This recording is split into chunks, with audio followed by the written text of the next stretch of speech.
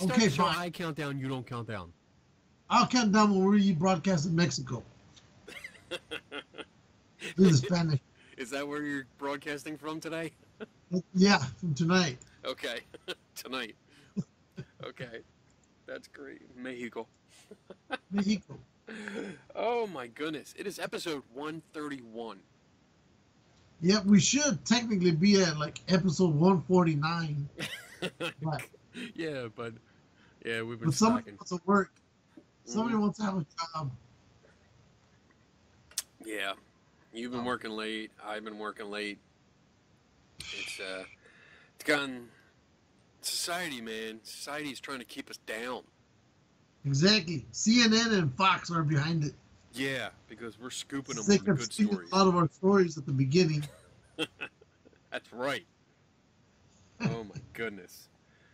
Oh, so I mean, we got a ton of shit that we can go through. We're not gonna get through it all. We'll cover it all, but we got stuff. Yeah, we got stuff. So let's see. What have we been doing? Did we talk about Gettysburg, the Gettysburg gathering event that I went to? No, we thought that you were gonna go do that. Okay. And that was like a month ago. And then, well, the last show, yeah, we had we had a guest. Bianca? We had Bianca on, yeah. So that took up all our whole show, which was awesome. I love that show. In fact, she reminded me that her premiere is the 23rd of this month. You better go.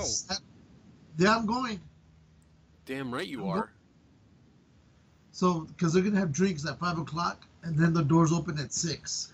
So good. Have a couple drinks, and then I expect you to get an exclusive interview with her. We will. Like, do a Facebook Live thing on your phone with her. Here we are live. I should take Magic Mike with me. Yeah, you should. Have him stand behind me with little flashlights and strobing. Make it look a lot more important than what it actually probably is. Dude, you know what I saw? I saw, it was in the store. I was shopping the other day, and they had like it's like a karaoke thing for your phone. It was a microphone, like a full-on microphone.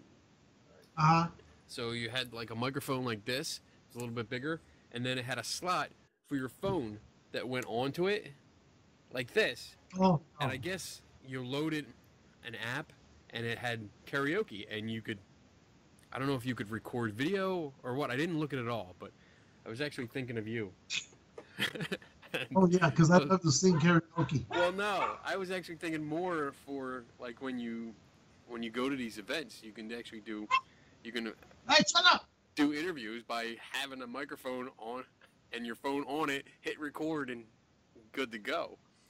We could do it with the selfie stick. There you go. Well, that's what I've been doing. I have a selfie stick, and I've been doing it that way too. Yeah, I got the one that our buddy gave to me when we were up there. Which buddy? Our favorite scientist. Mitch? Yep. Mitch Silverstein. Awesome. I got him something. I found him it's a World's Fair, New York World's Fair plate. It's like it's a steel plate, and I sent him a picture because I picked it up at a yard sale. I sent him a picture, and he's like, "Oh, that's awesome! I don't have that one. I've been looking for it," which made me feel, yeah, that was awesome. I was like, "Score!" Yes. Show it. Where is? Do you have it? It's downstairs. I can get it. You talk. Okay. So we're gonna talk, people. So we've been gone for 3 weeks. Ken's been working. I've been working. And throughout that whole time, we've been doing some crazy stuff. I have to post some stuff up there. Oops, what the hell? And we went to Hollywood Forever Cemetery. They did a 90-year anniversary commemoration of Valentino's passing. We met, which we'll bring it up. Jackie, our friend who does Tragic Hollywood, and he's back. What'd you do? Run down there? No, it's only the stairs are right outside the door. Oh, I thought you were saying it was downstairs. And it was actually literally sitting at the bottom of the stairs. So there you go. Awesome. Mitch, that's yours for $10.99. No, it's his for free. Free 99. So, and it's got a, let's see. It's stamped on the back. I don't know if you can read that. Made in China, 1989. It's 1961 and 63. Presented by United States Steel, which I think United States Steel did a lot of these promotional things. Aren't they out of Pittsburgh? Huh? I think they're out of Pittsburgh. I don't know. I'm not sure. Mitch would know. But yeah. So I showed it to him. Yeah, he doesn't have this one. So, I mean, and it's in great condition. I mean, it's beautiful. So. Yeah, it looks brand new. Yeah. I mean, so it's all his. I'll be sending that out to him later. So how'd you come across it? Yard sales. I went to one. I found a community yard sale. So it was like there were like 20 people out with their own tables at I think it was like some kind of church or something. You know, so they have these community things in the church parking lot, and all the families and stuff come out and sell their stuff. And the guy had that. He also had I picked up I have one of these already, but an original Burger King Star Wars glass. This is from '77. So I have two of them now because I already had one. This is hers. Yeah. And I got it for, I think, $2. So, not bad. What else did I get? Oh, I got you stuff. Me? I got you a lot of stuff. Too much. What'd you get? I got you. I'll start with the things that you'll never read because you don't read. But I got you 2 books. Good, because I got you a book too. Oh, tragic. Oh, cool. Oh, that's awesome. I mean, it's huge. Oh my God, it is huge. That's what she said. It is almost 500 pages. Damn. Damn. So, that's awesome. There's your book. Well, I got you. All I really need to know, I learned from watching Star Trek. It's not that thick, but and then I got the Star Trek interview book. So it's interviews with all the original cast members. So if you put them together, now they're thick. Let's see. Wait. Let's see if they're the same. Put it up there. There you go. See? Oh yeah. Yeah. Same width. Same size. Yeah. See, that proves it. And then. So, I'm not done. I'm not done with your gifts that you're gonna get. Got that. Oh yeah, show me that one. That's I thought it was one of those shampoo bottles. You're gonna have to find a little bottom because it didn't have a bottom to it. But that's Batman. That's one. And then this is ceramic. What the hell? Really? Yeah. Oh wow. Yeah. Damn. That's a nice one, and it's pretty big. I mean, it's big. Got pads on the bottom. That's what she said. Ha ha. Star Point, New York, New York. This is not a toy. Oh, thanks. We turn everything into toys. But yeah, so I got those things for you. I think that's it for your toys. Well, good, because I'll see you next month. Good. Because we'll be out there. And I found a Ouija board that we will be playing. Okay? And I think I can get a whole bunch of people to play this particular Ouija board.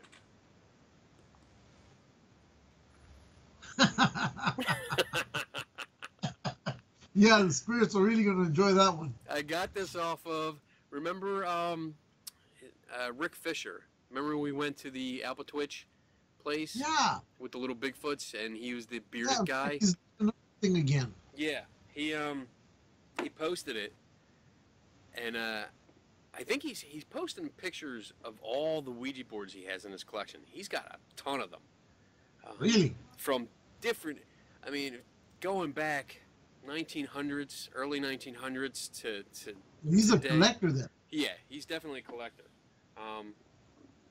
And he posted this one, and I was laughing. I was like, "Oh, that's a Ouija board I can get into." I was like, "Are you selling that?" And he's like, "Yeah, I just put it up on. I think he put it up on eBay." I was like, "Well, saw how much it was. It was only $20. I said, fuck it, I'm in." I didn't think you were going to talk to us after that insult you did to his brother's taco shop. Oh, you mean the one that you did, and not me? Because I was fine with it. You're the one that talks shit to him. I didn't know that was the brother. There's the board. So it's got all kinds of shit on it. Good times. Yeah. So we're gonna have to play this. When are we going to play that? Huh? When are we going to play that? I don't know. Whenever we get together again. Because I know I get in, or Patty and I get in that Thursday at 5:30 in the morning. What Thursday? Whatever the first Thursday is, what, the 16th? I mean, Of first Thursday of 5th? October? Yeah. That's the 5th. Okay, so yeah, the 5th.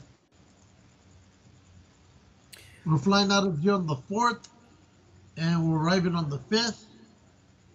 And then we got the wedding Friday, Saturday over at Long Branch. And then Sunday, we're free. And then Monday, we don't leave Philadelphia until like 5:30 in the evening on Monday. All right. Well, I'm putting you on the unofficial official calendar for Sunday. Yeah, because the Saturday, I'm going to be in Jersey doing there's a thing called the Witches Ball. It's like a big Halloween party. Ooh, I'd go, but I'll be at that wedding that day.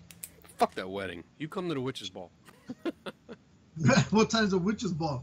It starts at 6 o'clock at night.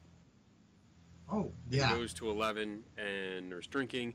I'm probably going to bust out my Cyborg / Tron outfit and wear it, because that'll be good. It's in the street. It's dark. It's going to look fucking awesome when it's all lit up. So let me see. I'll tell you right now where we're going to be at. You're going to be at not a fun place like I am. Well, all I know is there's like an amusement park over on this Long Branch Island. We're going to be on an island. Okay. So that sounds pretty cool. Beach Haven. Do you know where that's at? Beach Haven. That sounds familiar. Yeah, Beach Haven, New Jersey. It's like, it looks to be like maybe an hour or so away from the airport. Beach Haven, New Jersey. Dun dun dun. Beach Haven, New Jersey. Dun dun dun. Let's look. It's so nice having computers where you have multiple monitors and I can just look. Oh, Fantasy Island. Ooh, Fantasy Island Amusement Park. Yeah. Dude, you have to show up and walk in and go, "Welcome to Fantasy Island." I should, huh? Oh shit. But I did see it and I gotta go there. Oh, you're just north of Atlantic City in Brigantine. So yeah, Atlantic City's like about an hour from us. Yeah. Yeah. But I'm going to be in Mount Holly drinking with a whole bunch of strangers. Oh, and ghost hunters. They have a paranormal alley at this witch's ball. So I was asked by a friend. No, listen. This is actually a fucked up kind of story. I was asked by a friend. He called me up, asked me to set up a booth, because it's like $10 a booth. You can set up in this paranormal alley. It's all paranormal related teams and people. And he's like, "I really like you there because, you know, your skeptical viewpoint, you have a lot of information, blah, blah."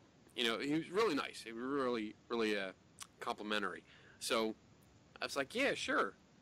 I'll do that. And I'll get another booth because my wife likes to sell her crafts." And he's like, "Cool." She's doing that. Yeah.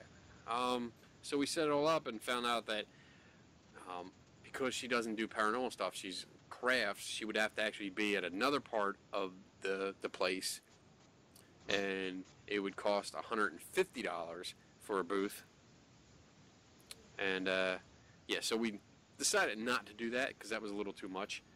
So we're And just going to hang out. how much does she sell those bottles for? Your video is looking like shit. Oh, it's getting better now. There it goes. You look like shit.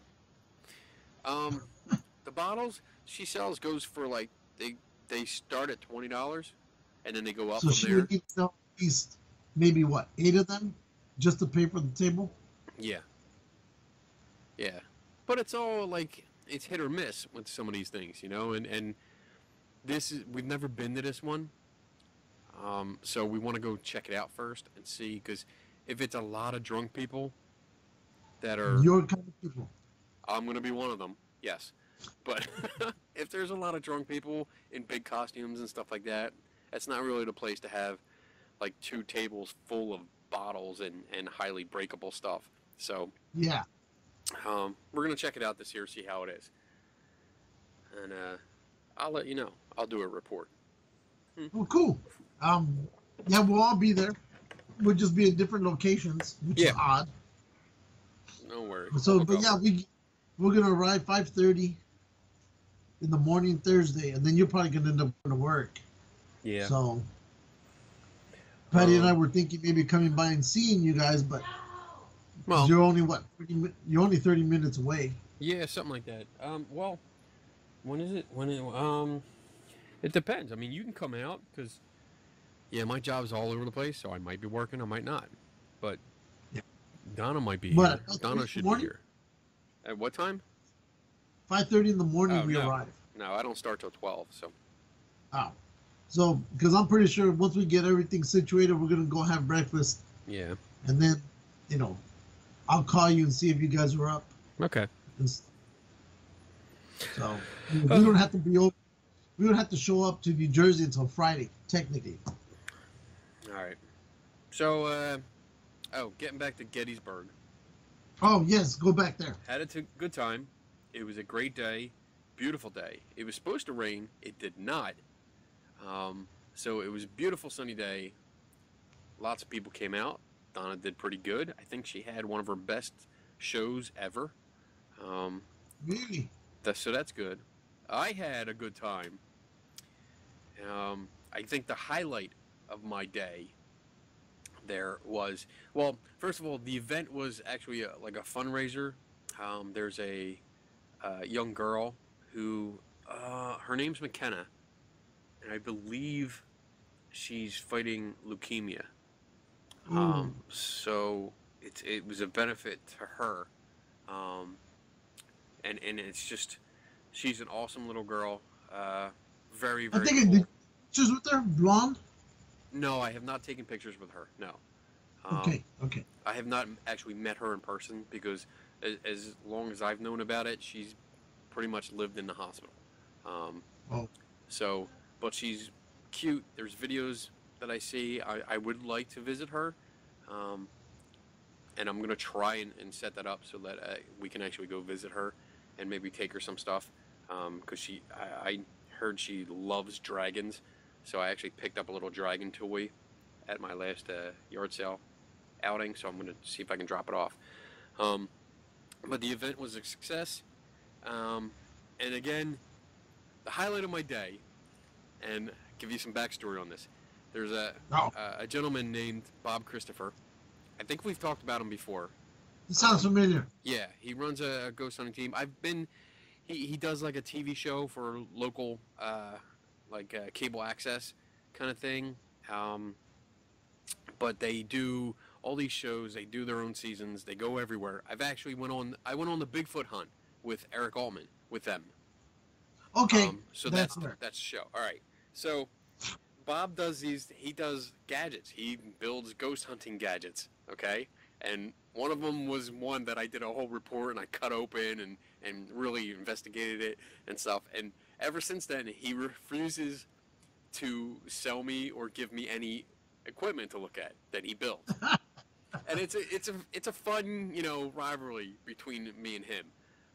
We're friendly. It's all cool, but he refused to do this. And he builds these plush toy dogs that they're like life-size plush dogs, okay, that have some kind of electronics in them. So when you get near them and touch them, it lights up LEDs and it makes a beeping noise, like a beep beep. So it's a So typical is it trying ghost to hunt. do suckering children ghosts? I don't know.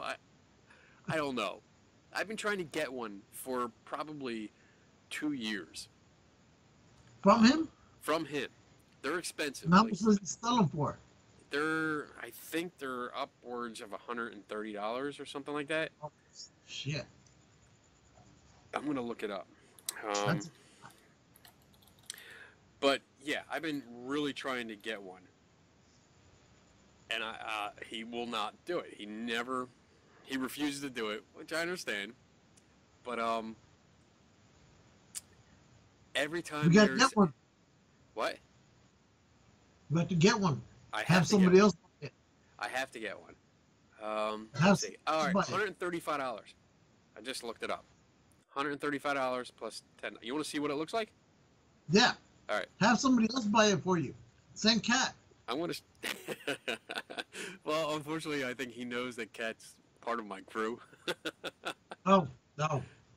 So that's not going to work. Okay, here's that. Oh, wait, there. And I got to share the sound system too, because we're going to do this. All right, here we go. You see it? We currently have 15 dogs to choose from. Lifelike dogs and cats. Feature Vortex Ghost Gear's technology inside each animal. Vortex has teamed up with major toy manufacturer Melissa and Doug Plush Toys to give you this new and unique line of trigger props. This is how it works. The animal is wired in certain areas which will throw an E-field. If anything breaks or manipulates this field, 4 LEDs will light up. And depending on which mode you have it in, either an alarm will sound or music will play to let you know that something has broken the field. This is a great investigating tool. For instance, you can ask the spirit to touch his nose, or the spirit to touch his back, maybe pet his back. Do you get it? What if the wants to touch a dog's butt? There are plenty of tricks. All right. So that's enough of that. That's What if it's a perverted spirit and you only want to go after the dog's genitalia? Huh? all right. So that's it. And every event that I've been to, that Bob and his group has been to, they usually offer up a raffle, and it's one of the dogs as a prize. So I'm always buying raffle tickets. I've probably spent enough money to actually buy one of these dogs on raffle tickets, because I keep buying them because I want to win it. And in this last one at Gettysburg, they couldn't actually do like a paid raffle because it was special permits and stuff like that. But they did door prizes. So they literally said you can fill out tickets when you come in. Just fill out your name, drop it in the bin. So I filled out my name on one of them, and the person behind the desk, which I will not name to protect their identity, said, well, if you fill out more, I won't look. So I was like, all right. I filled out more. I'm like, they're free. So they're not charging, they're not doing it. So it was based on like donation. You could donate money and then do it. So I donated. Yeah. I was like, I'm not just going to freeload here. I'm going to, take this. So I put a whole bunch of things in, and they started doing the raffles. I won the first one, which was a buck. Look, I won one of those dogs. Yours is so lifelike. Isn't it? It's amazing with technology. Look, but it doesn't light up. It must be broken. I think that must be Disney, because they're damn good with animatronics. Exactly. So Hey, so I won. in fact, I decided to buy 2 tickets. I want the small version. This is the noisemaker one. He smiles. So I did I What's the put door? a bunch of tickets in. I won a couple books. I won like a DVD. And then they kept pulling my name out. And they're like, oh my God. And I was like, look, I ran up. I was like, don't call my name for anything else. I was like, don't do it, because I won like 3 things already. Don't do it. The only thing I want is the dog. So if my name comes up with the dog, then I want it. And half hour later, they're like, all right, we're going to do it. Here it is, the dog. And they're like, oh, shit. And they looked at me and they're like, Keny, you bet all. I was like, thank you, Jesus. So I won a dog. They had to call Bob, because Bob had to leave early, and tell him that I had won, and he did not believe them. And they had to get the organizer of the event on the phone to tell him, yes, Keny won fair and square. So I'm going to be getting one. When? I talked to him, and there's different dogs, so he made me pick out one. I'm going to get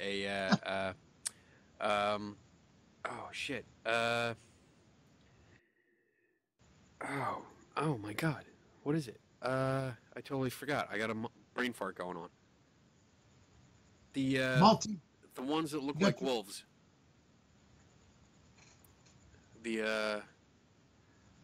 German Shepherd, sheepdogs. No, the ones with blue eyes. I know what you're talking about, and I can't remember the name. They're like gray. They look like wolves, and they have blue eyes. And Siberian Husky. That's it. Okay. So that's the one I'm getting. Hey. I have to send him something and start bugging him so that he doesn't conveniently forget. Love you, Bob. Yeah. Run, man. All right. But the rest of the event went great. I loved it. We had a great time. Raised a lot of money for McKenna, which is great. I didn't actually cause any trouble.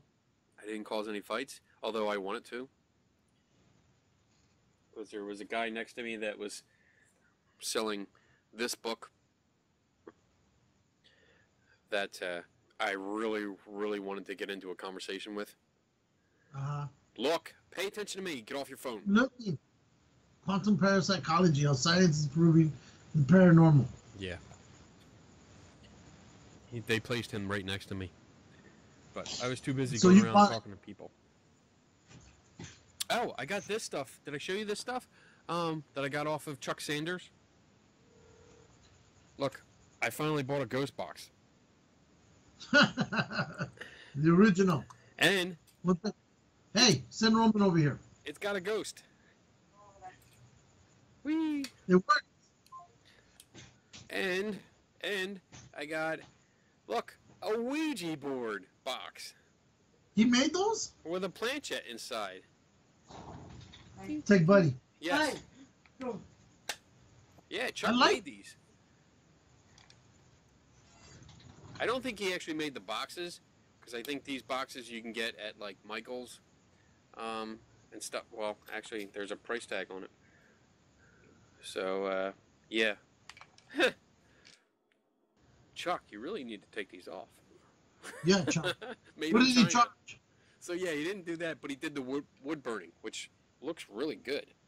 Yeah, that's pretty tight. Yeah. I mean, he did a really good job, and they were cheap. I think I got both of these for $8. And what did he get? What did he pay for the box? I don't know. Or 2 for $10, because I think he was selling them for $6 each. You know, and my yard sale skills kicked in. I was like, yo, I'll give you 2. How about 2 for $10? You know, knock a couple bucks off. I'll buy 2 of them. He's like, all right. So, I got my ghost box. I finally got an official ghost box, an original one. Yeah. Official. Official. But yeah, the event was awesome. Loved it. Had a great time. And Mark and Michelle Cook, and Carol and Robert Keys, who really organized everything, and they did a phenomenal job. They made sure everybody was happy. It was a great event. Even for, the skeptic guy like me, I had a lot of fun. I got to talk to a lot of people, and everybody was friendly, so it was a great time. I can't wait. Yeah, I saw you were on the Ice Chunks Paranormal Skeptic radio show. Oh yeah, yeah. Well, we did that a while ago when I was down in North Yeah. Carolina. And I couldn't. I kept trying to open it up, and it wouldn't open. So Oh, finally, it finally got through, and it finally opened up okay. after a month of trying to get it to work or whatever amount of time. And it was entertaining. It was fun. It was. Um, It was fun. It was different. I'm not I, used I now believe that Bigfoots are in Iowa. to. Oh my god.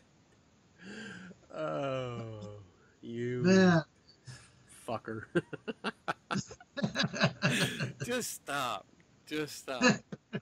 That show. I was, You know what? It's so hard because that's the second time I've done that with him, and it's great. I have a lot of fun doing that, and it was just. Oh, he told me what episode, and I brought it up on YouTube, and I started watching it. I'm like, oh my god, I fucking hate this. People are so stupid. Oh my yeah, god. I hate the show too. I hate the show too. And there was a question that you guys brought up, or one of you three brought up, is why, what do other Bigfoot hunters think of Moneymaker? And you replied, oh, they hate him also. I did. Yeah. Okay. And you mentioned it, that you brought it up and Eric Altman's Bigfoot deal, and that other people basically, from what we could tell, and I could get it too, Yeah. people did like Moneymaker. And I think Chris was trying to figure out why. And the answer, I think, for that is because, same reason I don't like him, is because Moneymaker tends to think he's the know-all, end-all of Bigfoot. Yeah. He throws it out there that he, when, like, for example, when he found that a bone of a deer in some, gully in the forest, he said, well, Bigfoot caught this one. He broke his leg so he wouldn't get away, and then he just let it die, and then he ate it. And, but the way he said it was definitive. Whereas, hey, is this what I'm looking for? Yes. So, whereas, that's why they don't like him. That's why none of the other Bigfoot hunters like, because he just knows all the answers to everything, and there's no way that he can ever be possibly wrong. Yeah. And so, Except that I think that's whereas Eric Altman, he says, okay, I understand there may not be something out there, or maybe I'm wrong, blah blah blah. There's that, a little bit of humility with him. Whereas Moneymaker doesn't care. It's his way, just like when you got pissed off at Bob or whatever, which I thought was the best thing ever. Like, the dude that they thought was Bigfoot and was looking at him, yeah. Bob, Bud, or whatever the fuck his name was. The one I was doing like, the ceremony or something. Yeah. Yeah. And so they run out there thinking it's Bigfoot with the red light, and next thing you know, it's one of the team members, and Yeah. Baker was all pissed off, and I go, that was great. That was absolutely great. But that's why I think that nobody likes Moneymaker, because he thinks he knows it all. Well, he has all the answers. Just like when he would say, I think he mentioned, we now know that, that adolescent Bigfoots tend to climb trees and stay in the branches and jack off. I don't know, but about what he did, But, and you said, or I think the other guy who was on there, I guess the other skeptic, he goes, how do you know this? Nobody else knows this, but this guy tends to know all the answers, And then you got Bobo, right? Which is, in Spanish means a dunce or an idiot, right? If you get called Bobo in Spanish, it's an insult. There's nothing good about it. And so he got, and then he starts talking, and I guess there's one point where he tried to be a skeptic and say, well, maybe that wasn't a Bigfoot. And I'm like, hey, this is why I hate that show. Yeah. I think that show's the reason why I took off DirecTV from this house. I think you hit it. I mean, I can't really add much to it. I mean, yeah, Moneymaker he's the cocky know-it-all that can't back up anything he says. Like seriously, I can't say everything he says, But I can say everything that he had said on a show that I've watched, that I've had to watch, it's been bullshit. Like complete and utter nonsense. Because he has nothing. No evidence, no data to back it up.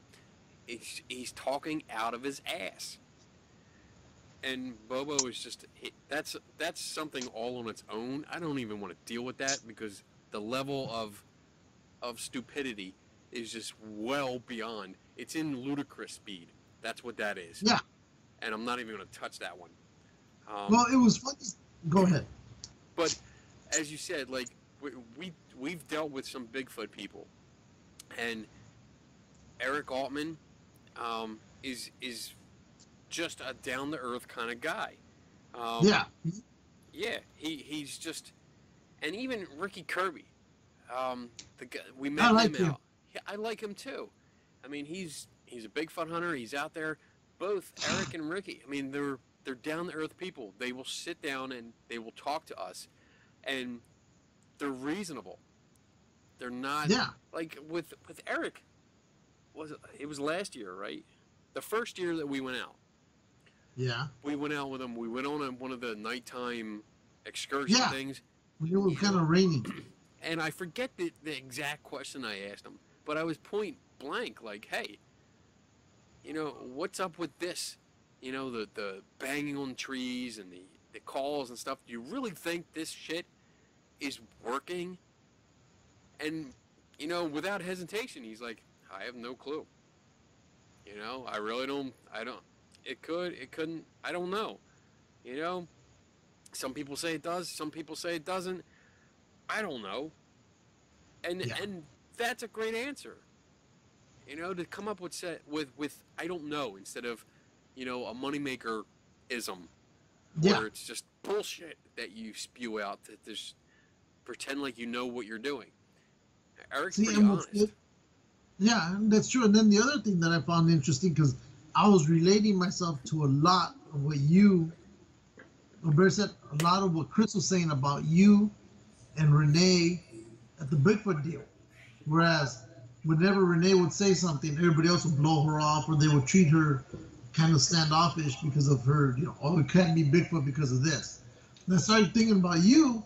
I was like, I've seen that happen to Keny, where he goes over and he expresses his view as to why it possibly can't be whatever it is they're showing you. And I can see the people start distancing themselves from you, unless they're really close. But outside of that, you get blown out of the water. In the sense that we don't need to hear what he has to say. Right. So that's why when I was listening to it, I enjoyed it because I was like, this is Keny in every respect. I mean, that's true. I get that often. Not as much as I used to, because I think I had that stigma in the beginning. Yeah. Where I was the evil skeptic. I was just coming to ruin your party and, shit on your parade and all that stuff. But because that's what you do. I think, fuck you. As I've gotten to talk to people, I guess they see like I'm not such a dick. I don't know if I've told you this, but well, they're actually taking the time to listen, at least for a little bit. To listen. The people that organized the Gettysburg event, the Cooks and the Keys, husband and wife teams, awesome people. They came over one weekend. They actually came down here. We went to some yard sales and stuff, and they hung out. We sat and drank.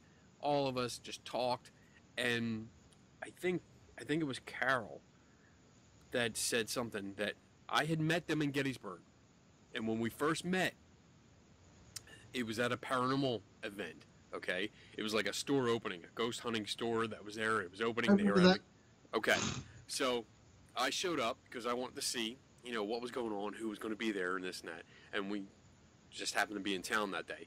So I'm kind of standing there, and they're telling me the story of like, we were all sitting there, and there's lots of people around, and one of them looked up. I think Michelle looked up and said, "Oh my God!" She turned around to everybody and goes, "Oh my God, that's Keny Biddle. oh my God, please, please, I hope he doesn't look at us. I hope he doesn't look at us. Because they were terrified of me. And I did look at them, and I noticed they were looking at me, so I started talking to them. And with it, you know, like within like a few minutes, they realized I wasn't such a dick, and we actually talked for a few hours that day. And now, the funny part was, I'm like, yeah, you know, we're all drinking, we're in the kitchen downstairs, and we're talking. I'm like, yeah, you guys were so afraid of me, and now look at you. You're in my fucking kitchen, drinking my fucking rum, Yeah. having a good time. Because I'm not such a bad guy. No, you're not. But I know there's times that when we've gone to places, I told people, I want you guys to meet Keny. But I always got to preload it with, he's a skeptic. He goes, but he's not an asshole. He goes, listen to what you got to say. You know, like with, we still got to get our buddy over here from, shit. I forget his name right now. The one that we met at the last Bigfoot, he was right next to us. Oh, Len?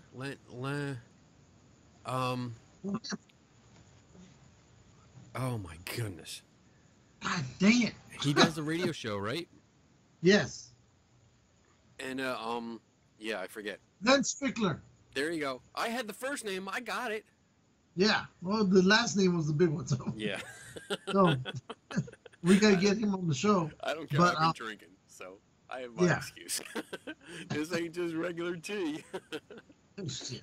He never is. No. So, but he said he would do our show. We got to get him on. Okay. So, We're gonna have to, we'll plan that for like a Sunday, where yeah. we know that we're gonna be home. Well, you'll be home. When I'm. Oh, fuck you. Who was late today? I was today, but I'm here. Who was late? But I'm here. Yeah, exactly. Who did we have to cancel completely because he was working? Who? We didn't cancel. Past 2 Who did we weeks. cancel? No, who did we have to cancel the show because somebody had to work well into what should be G&G recording time? Who did we cancel? You canceled yourself. That doesn't count. That counts because It's we couldn't do the our show. show. Half of the show Yeah. is mine. Yeah, I but can the show- cancel if I want. It doesn't count. The show's supposed to be Wednesdays. Well, that doesn't work for me now. So, shut up. And it's supposed to be. Listen, jackass. Oh, First of all, we start at 10 o'clock at night because of you. Because and not you get I would live on the West you Coast. get home from work, and it's like, Hey. oh, let's do it now, so I have the rest of my night free, where I have to stay up. If I lived in Philly, we'd be doing this at 6 o'clock your time. If you lived in Philly, we'd be doing this constantly. Yeah, that too. I have to stay up But till that's not- midnight. I have to stay up That's till midnight or more. Yeah. Midnight. Or But more. you go to work at 12 o'clock tomorrow, so you can sleep in late. Now I do. But before I wasn't. When we started the show, and the first year and a half of the show, no. I was getting up at 6. Excuses. Oh my God. Oh. Wait.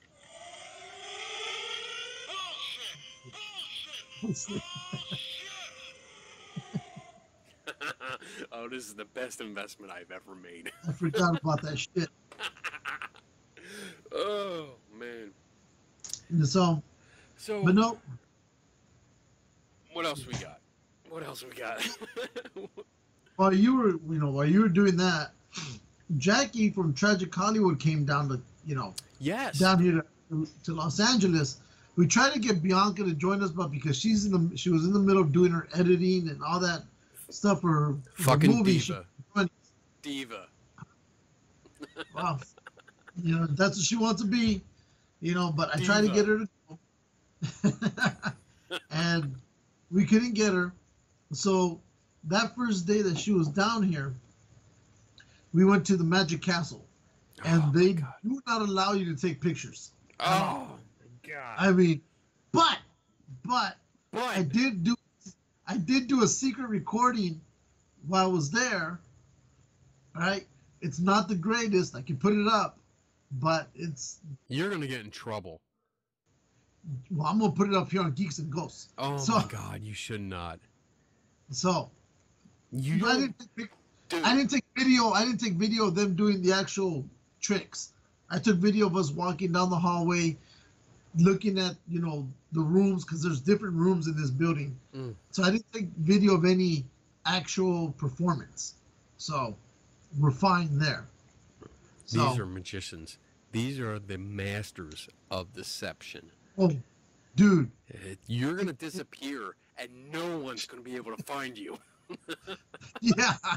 But this place was, yeah, this place was absolutely amazing in every which way. You have to go in dress shoes. You have to go in a tie. If you show up in anything else other than that, you're not going in. Wow. It's done, simple. Sorry, go buy a suit down the street. They are very strict on that. Now, did you know this beforehand? Yeah. Okay. Yeah. Okay, good. Because they tell you there. And I said, you know what? I've heard about it, that they're pretty strict. And yeah, they almost didn't let Patty in because she was dressed up nice, but they wanted her, I guess, with a certain type of coat for women. It was like, my wife goes, I don't have one. She goes, don't worry about it. We have some inside. We'll let you borrow it. Which, as soon as we got in, they didn't even care anymore. Okay. So we were fine. We went to have dinner, which is pretty decent. I met the guy who runs one of Hollywood's dead famous tours. He comes out on TV every so often. So I'm supposed to get with him. And this dude was absolutely amazing. But it seemed after a while that while we were talking and we were having the best of times, this is going to sound cruel, but it seemed kind of like Jackie was like, this is about me. Because we kind of forgot all about her. And we just started talking between him and myself and the other guest. And so I was like, Patty noticed. So we switched it back over there because I was like, no. Yeah. But yeah, respect we were the there. person that got you in there. Yeah, no, and we did that. But we didn't leave there till like 1 a.m, right? We got there at 6. And it's just imagine your house, okay? Of course, it's bigger than your house, but every room has a different magician and different type of theme going on. And so you would have loved it because they tell you, okay, at this time, this magician is over here. At this time, this magician is over there. So people are just going all over the place. Okay. And there was a magician there that I swear fucked me up. Okay? Because this guy messed up even Penn and Teller. And he was literally sitting. I mean, he goes, I want you to sit right here in front of me. So I'm sitting. I mean, I could slap him. Okay? And he goes, watch what I'm doing. He had 4 quarters. He goes, I'm going to get these 4 quarters and I'm going to move them all over to this side table one by one. And he also had 2 people at each another person at each end of the table. So we're right there watching him. And I'm watching his hands. I don't know how the fuck he did it, but he moved that quarter over to the other side, and I was watching his hand. I was even like looking under his hand. No, right? I mean, everything he was doing for the next hour, he would even tell me, watch what I'm doing. And I look at his other hand, because you know how they do that whole sleight of hand shit. And I go, I'm going to destroy your career tonight. You're not going to get away with shit. No, there were 30 of us, and I had the patio was right next to me. We were all fucked up. We couldn't figure it out because there was one where he said, okay, he has 4 aces. All right? 4 fucking aces. So he goes, okay, I'm going to get these aces. And he gets 2 of them, right? Or, yeah, it was a jack and a queen. He goes, I'm going to get these 2 jack and queens, and I'm going to put it in this man's coat pocket. So you put it in the man's coat pocket. That's the only time you touched him, right? The next thing, he had 4 decks. Each deck had an ace at the top of it.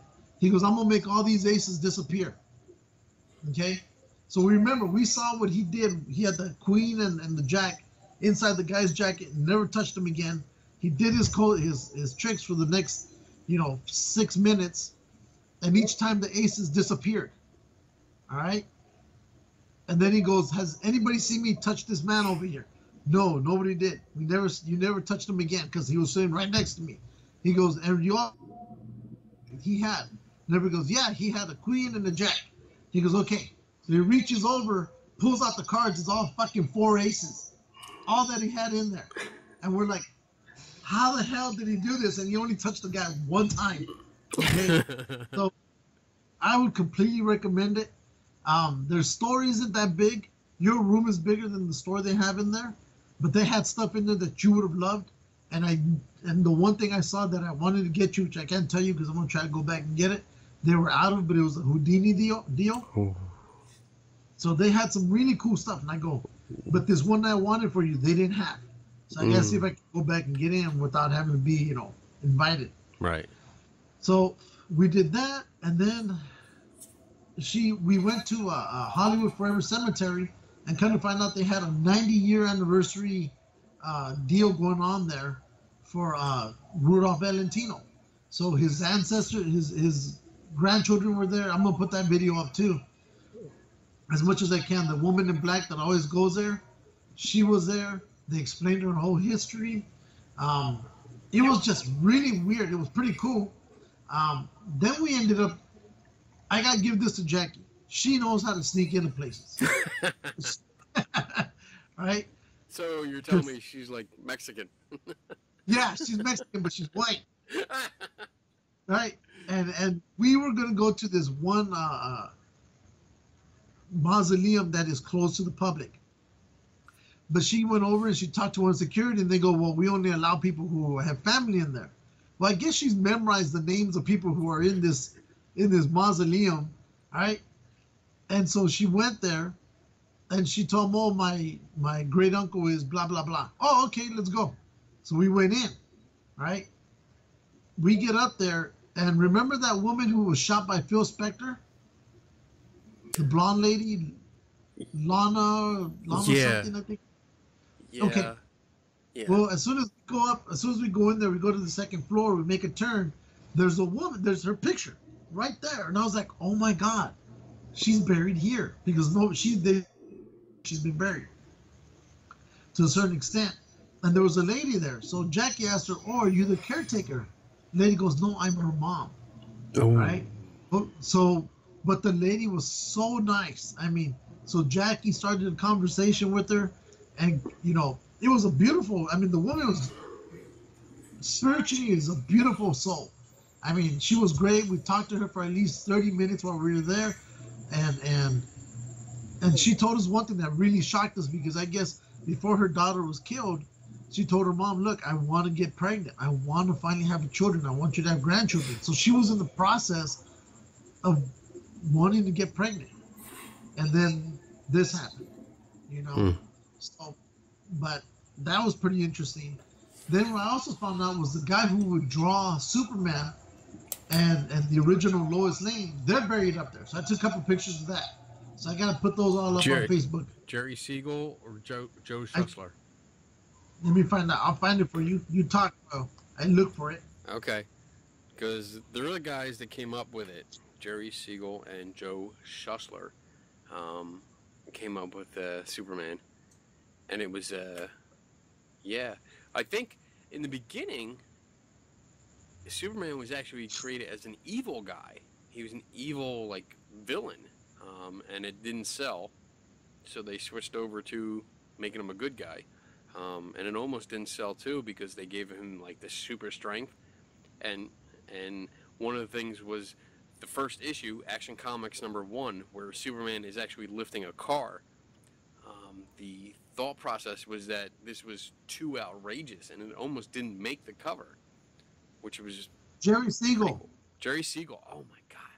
So you got to see Jerry Siegel's grave? Yeah, and his wife, Joanne Carter Siegel, original artist model for the character Lois Lane in Superman. So I'm gonna post those because I know I took this one specifically for you because I go, Kenny's gonna love this. That's Let me see if I can show it to you. I don't know if you can see it. I'll text it to you. Okay, yeah, text it to me right now. Do it now. I'm going to. I want to see that. So I saw this and I go, I got to get this for Keny. There's no way I cannot get this and not That's right. get it for him, because you would like have an orgasm right there and probably pass out. I might have an orgasm here. I mean, you might see it live on our show. Oh, sure. Live record it on our show when it comes up later. Yeah. Okay.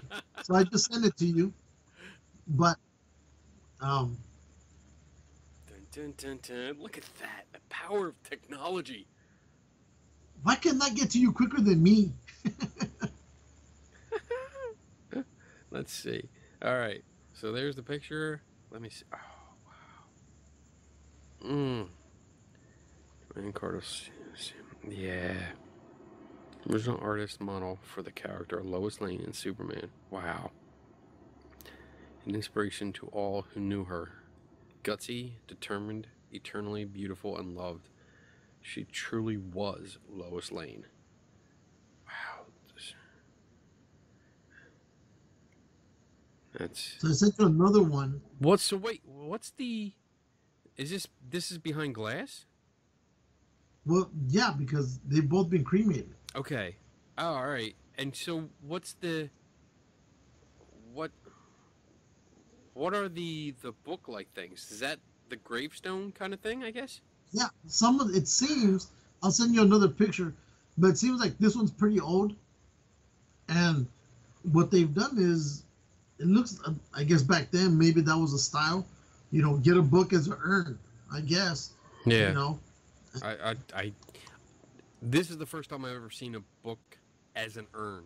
I've seen lots of urns, but I've never seen one in the shape of a book. Let me send you this one on. Mind you, Wow. everybody who's watching, these will be on Facebook.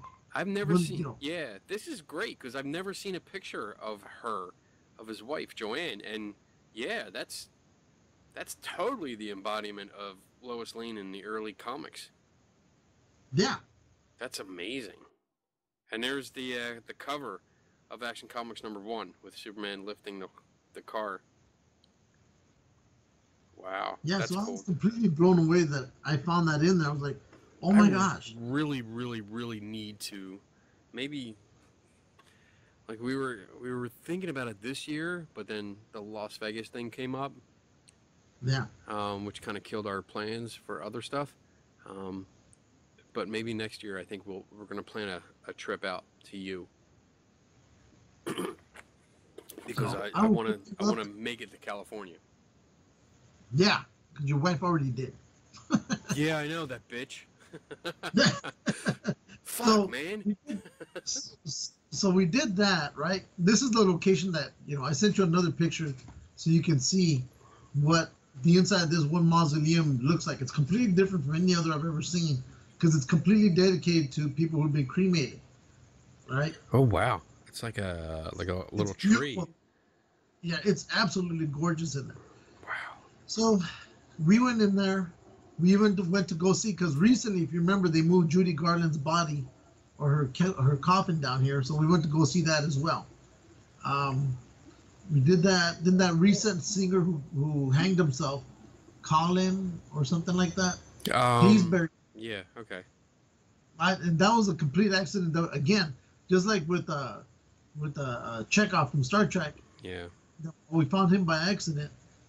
This guy too was accident. In fact, let's go back to the guy who played Chekhov. His parents, I guess, were still in mourning, because when we were there, his mom was still there. I guess she makes it a daily thing to go visit her. You met his mom? Yeah. Oh my God, dude, I am very jealous of you right now, and this does not happen ever. So we met his mom, and she's still mourning. It was kind of sad, because I'm like, I really can't even. I mean, I just think about losing your child. I guess this, and she's still. It's already been close to a year, and she still hasn't gotten over it. And I don't expect her to. And she has all the time in the world. But she was a nice woman, but she's very reserved. So I kind of kept that, real quick and, in and out and done.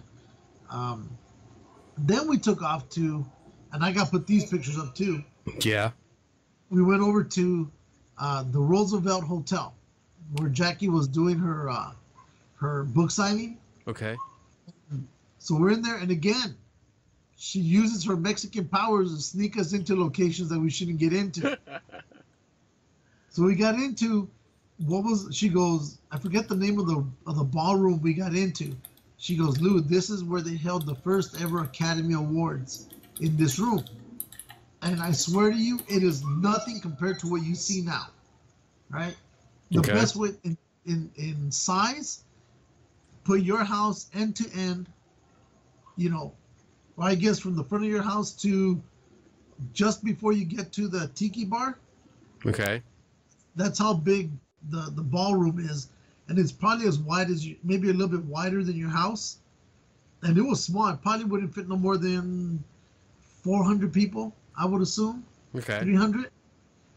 And, but yeah, compared to what it is now, where they have to literally rent out the whole building, and this was different. And I'll put those pictures up as well too. Cool. But I couldn't resist, so I had one security there, and he started showing me around, and I go, "Tell me about the ghosts. I know there's ghosts here." And so he goes, "Well, I can't deny it, and I can't, that whole speech." And I go, "But you're not just saying no. Tells me you've had some kind of experience. So let me have." So after a while, he loosened up, and we started talking. He mentioned some weird things that go on. It was interesting. He says that they see shadows, but still, he tells me that they do a lot of filming at the location. He even offered me a part-time job there at the hotel security, and I'm like, "Oh, I still want to do this." So I'm still debating about doing it, but I'm like, I'd have to start like late and do it part-time, because I'd have to start probably at 8 o'clock at night, and maybe leave at 12 or 1 o'clock in the morning, because there's just no way. But shit, I would love to do it. Yeah. But so with that as well, Jackie's going to end up doing some kind of event here in Hollywood, because she really loves old Hollywood. And the guy that we talked to, who runs the Hollywood Dead Famous Tour, where he takes you to all the famous deaths and cemeteries and stuff, he's going to help with that. And they've asked me to come along and help them when they do it next year. I'm like, G&G's right here. We'll do it. Yeah, we will. So she, of course, Jackie asked about you and how you were doing. I told her, "Oh, he's an alcoholic now, but he's doing fine."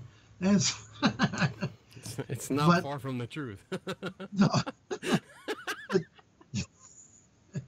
But no, she just wished, she was wishing you the best, and she goes, I can't wait to see you guys again. I go, "We'll get you on the show again, once we figure out any schedule," because this schedule is like, I didn't want to tell her you're at midnight or stuff, but well, yeah, I told her definitely, it was kind of wacky right now. Definitely need to get her back on, because it was we had a blast when she was on. So I would love to talk to her again, get an update, and see what she's been up to, and all the stuff. Her perspective. I want her perspective on your adventures, because she probably tells it better. Yeah, but I'll say that she's a petite woman, because she brought her friend who's the complete opposite of her, and her friend would be almost like you. "Let's go do this. That sounds like fun."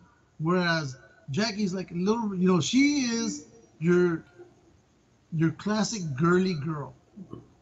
Very petite, very, she touches everything like a flower. There is no possible way this woman could ever present a threat to anything.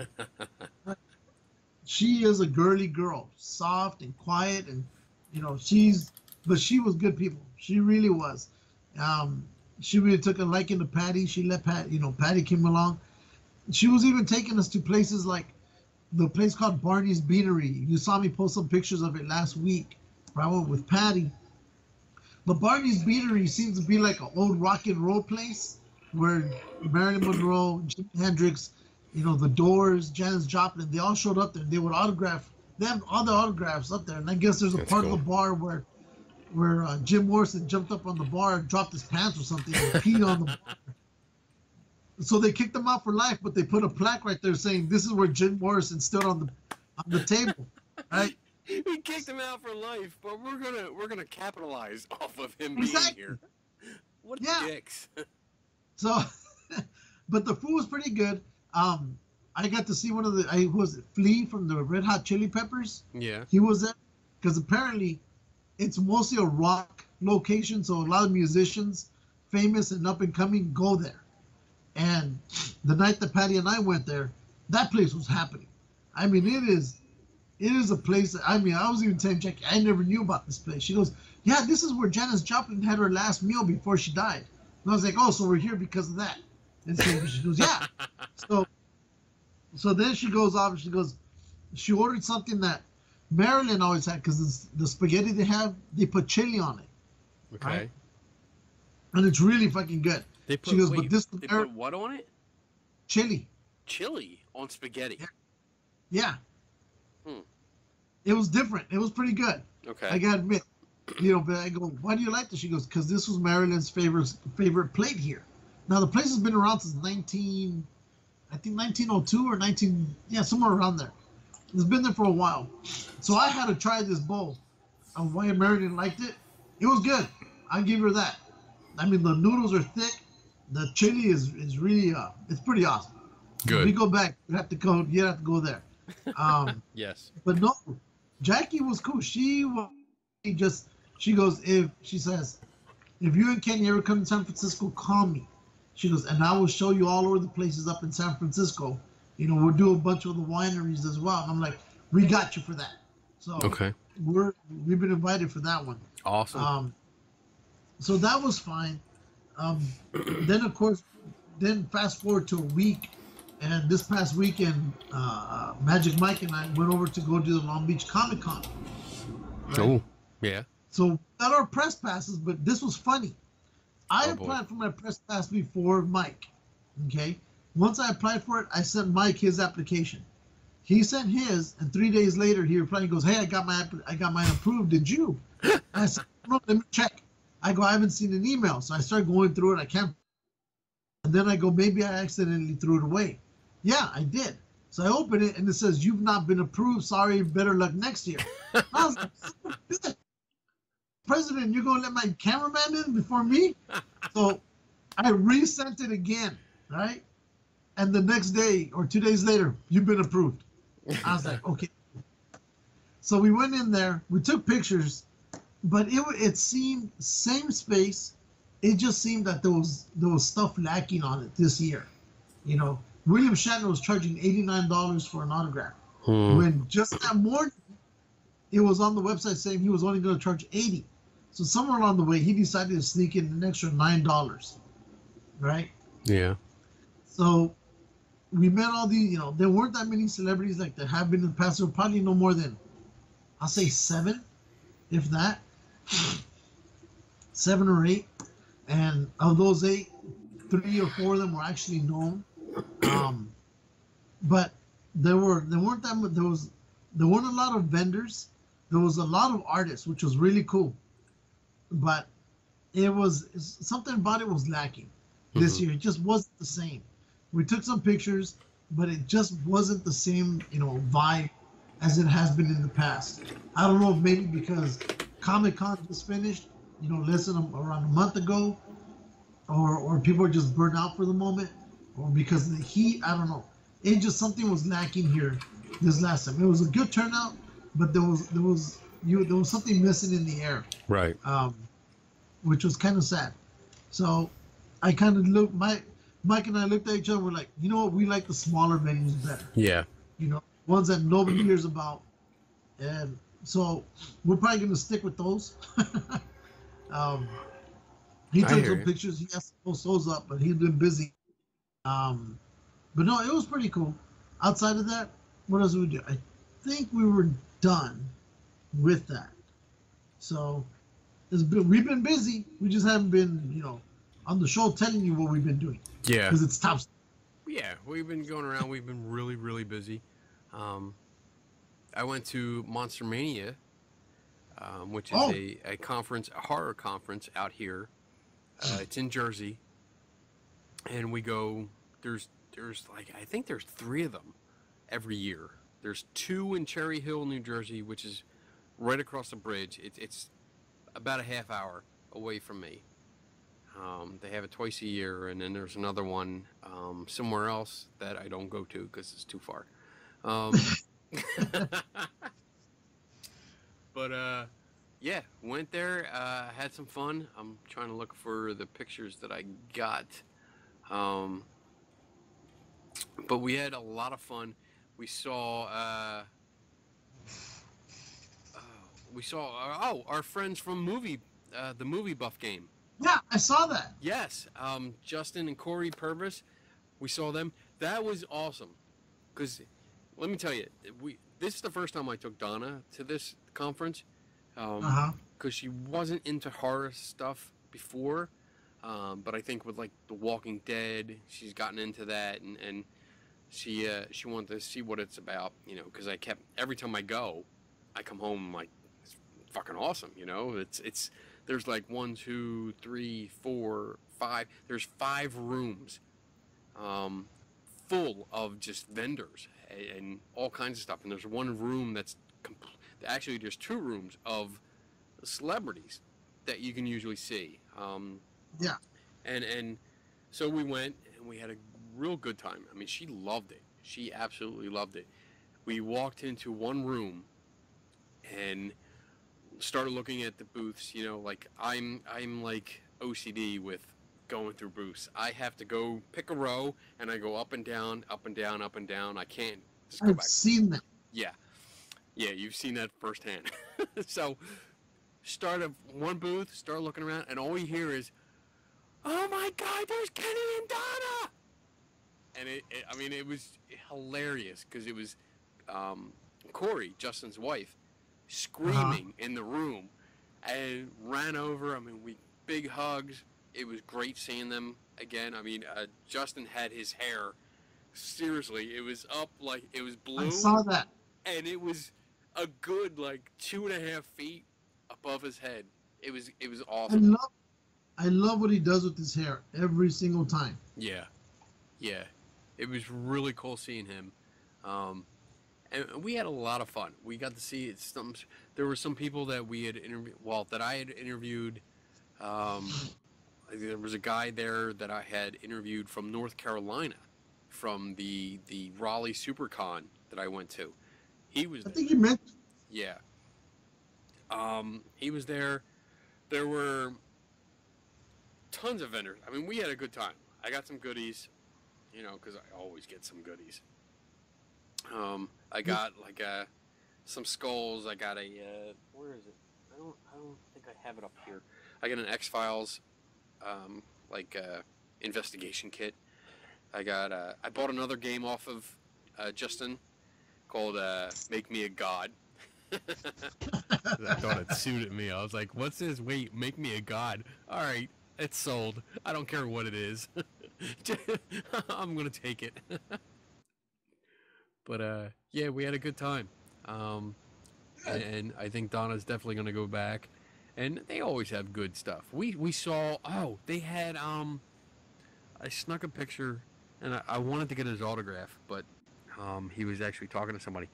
Data from the Goonies. Oh, yeah. Yes. I really, really wanted to get his autograph, but we were going through, and he was talking to somebody, and I think he was actually on like a break, so he wasn't signing autographs. And but I think if he comes around again, yeah, definitely, because for sure, it's fucking Data from the Goonies. I mean, it's like classic. I gotta get that. He's moved into the software part of the business. He's more into computers and stuff right now. Yeah. That's what because I looked him up once, and that's what he was doing on the side. He was in the whole computer technology part of the, I don't know if it's business, but that's what he does, software and stuff like that. So I figured, well, he's doing good for himself at least. Yeah, he's doing good. I mean, I recognized him. I mean, and well, this is going to come off racist, but I mean, he was the only Asian in the room, so I looked up, I'm like, hey, there's Data.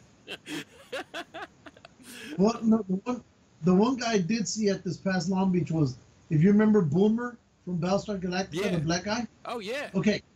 Well, he's there, and I've had multiple chances to get his autograph, and I haven't. But when I met him at the Los Angeles comic book science fiction one, the one that does it every month, Yeah. he's there, and he charges $10 to $15 for his autograph. Oh my god, dude. Okay, I should be You getting should it. have. You should have. But he shows up at the Long Beach Comic Con, and he's charging right around $40 for it. What? And I'm like, how do you go from 10, 15, even 20 to 40? 40. Yeah. I like, no. No. I like, the only ones I wanted were Apollo and Starbuck, and Apollo's dead. Yeah.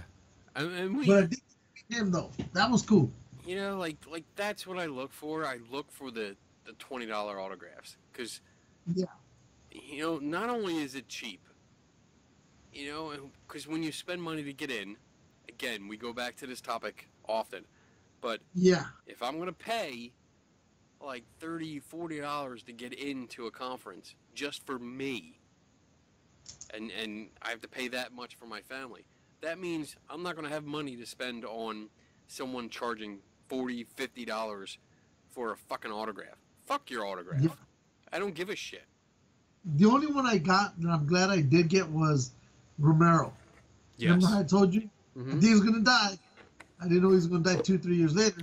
But that was the last time I ever saw him again. Yeah. But it was worth the money that I paid to get, your autograph and my autograph.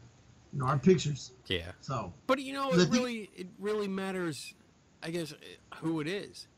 You know, like you and me we're older, so like when I go to conferences that have these stars, you have your A-list ones that are charging a ridiculous amount of money, and then you have the people that we grew up with that are charging like $20 or $25. Yeah. Like I got the guy that played the Toxic Avenger, and I was excited. I was That like, was cool. holy shit! I watched your movie. This is great. I get to talk to you. You know, and I had a good conversation with him, and it's like that good and bad thing, because it's bad because I'm looking at him and I'm like, all right, so no one really goes to his table because all these younger people have no idea who he is. Exactly. But I'm fucking excited as can be because I'm like, dude, you're a Toxic Avenger. This is so cool. Yeah. He came out with, there was like 2 or 3 movies. Yeah. I know there were 2 of them. Yeah. I don't know, I think there might have been a third. And yeah, there was 3 of them, and he was in the second and third one, and it was just great talking to him, and he was so appreciative that I took the time to talk to him, and that's what I love. I love going to the guys and the ladies that we grew up with, and Well, same thing like the guy who we just lost last week. which one? Richard. Yeah, The Richard one- Anderson. Yeah. Yeah. The one from Bionic Man and the Bionic Woman. I talked to him a few times because I would meet him, because he would show up at that Los Angeles one. He was there every month, right? Mm-hmm. And I was like, oh my God, I never got his autograph. But because I enjoyed talking to him more than anything. Hey, remember? He goes, yeah, I remember you. So I'd always ask him questions. And, he was a really good guy to talk to. And again, a lot of kids, like, and for me, this is the guy that I kind of grew up with as well. Yeah. And I'm here talking to him. So when he passed away last week, it was kind of sad, but at least I got to say, hey, at least I was able to talk to him one-on-one. That's and cool. meet the man, And, so, go ahead. No, go ahead. On that note, I mean, we have to say goodbye to Jerry Lewis too. We never got a chance to say that. Yeah. Because we went, and that's the same kind of situation. I got to meet Jerry Lewis. I was because he did the telethon, Jerry Lewis telethon every year, for PBS, and years and years ago. Oh my God, I don't even know how long ago it was. I was working for an ambulance company, doing basic rescue, basic life support kind of stuff. And we were hired to do the event, that's televised, and I got to meet him. And it was great. Like, he was such a nice guy to me. Talked to him, I was like, dumbstruck. I grew up with this guy, you know, so I grew up watching him on TV and laughing at his jokes and shit. And walked up and he's like, "Hey, I'm Jerry. I'm Jerry. How you doing? What's your name?" And I'm like, "I don't know. I don't know what my name is." I'm probably not going to remember. I'm just going to shake your hand. and that was it. But I got to meet him, and it was really cool. Really. I mean, we did talk about him when he did that last interview where he was being really difficult with the reporter. On that, we showed that here. Yeah. And he was kind of difficult to deal with. And then that day that he passed, I don't know how I came across, but there was a station showing all the bloopers that he did while he was doing the telethon, and also when he would bitch out the band live on air, you know, because they started before he told them to, or they played the wrong song. He wouldn't hold back, and so he was really interesting. I mean, I liked his movies. Some of them I could do without, but I did, you know, it's kind of sad that he's gone, but Yeah. he basically kept out of the public eye now for the past almost 10 to 20 years to a certain extent. He just stopped. Yeah. You know, so. But yeah, But now it's we'll all say good. goodbye to him Yeah. as well. We say goodbye. What else? Oh, I checked out another haunted site last weekend. An alleged Oh, haunted site. how did it work out? It's spooked? I want to talk about this, and then I want to bitch about another place. Okay. So I'm going to talk first. So I went to the White Hill Mansion. Okay, it's in Jersey. And Okay. for those that are outside Philly, New Jersey. But I went out there because a woman named Dawn, who works there, volunteers there, invited me out. And it was fun. I mean, she sent me a message because our friend John Fowler, your buddy. John Fowler! Yes. He's holding his annual convention there. Okay. I think it was last year. I'm not sure if it was there last year. Anyway, it's there this year. Did John just have a kid? Yes. So congratulations, John Fowler. Congratulations, new daddy. You named that child Kenny Lou. Or Lou Kenny. Oh, I like that. That has an Asian feel to it. So it's not That's like right. racist because we're not saying like white American or Mexican. It's Asian. That's right. Okay. Exactly. Your child is the ambassador. So yeah, he's having his event at the White Hill Mansion, and Dawn sent me a message a while back asking if I would come out and investigate the place. And Now, did she invite you because she wanted to prove you wrong, or what? no, she invited me out because she wanted my opinion of the place. Okay. Because I responded. I was like, I would love to come out. You do know that I'm a skeptic, right? And she's like, yes, I met you at, I think she met me at Selma Mansion. I think that's where she met me. And we had talked, and she liked what I did, so she invited me to come out. And so we actually set up a date, which was last weekend. And I kept it secret just so no one would come out and fuck with me. But I got to take precautions now. But went out there, met with her, talked with her, very down to earth. She gave us some experiences that she had inside, and this place has been on Ghost Adventures. No, Paranormal Lockdown. So why do you not take precautions? Is it because of all the emails that you get? I take precautions because yes, some of the hate mail that I get, that I post and just show like, what people actually say to me. But I also don't want, like, if I promote that I'm going to be at a place, I don't want someone showing up and maybe like causing stuff to happen. Does it happen? It hasn't happened because I never announce where I'm going to be when I'm actually investigating a place. Yeah. So I stick with that practice. You know, I just don't. If I'm invited to come out or I plan to go out somewhere, I don't tell people where I'm going until after the fact. Yeah. Well, that makes sense. Yeah, just in case. I mean, I don't need. I want to control the situation, so I don't need anybody else showing up unannounced. Yeah, ruining it. Yeah, but we went out and like I said, Dawn explained some situations, some experiences that she had. One in particular was she was behind the bar and there was a plastic fake glass. It was plastic vase that kind of fell off and almost hit her in the head. It was on top of the bar and it came off the bar somehow and almost hit her in the head. So she told us about the experience. She actually went through all the details, like rearranging stuff on the bar. There was I think a humidifier or dehumidifier that was on the bar. She turned it a certain way and said it was exactly this. The hose was here, this and that. And we went through it, and Donna and I actually looked at that later because we had the run of the place. Dawn was nice enough to open up the house and just let us go. Like she's like, here. She gave us a tour, she gave us history and said, we're done, okay.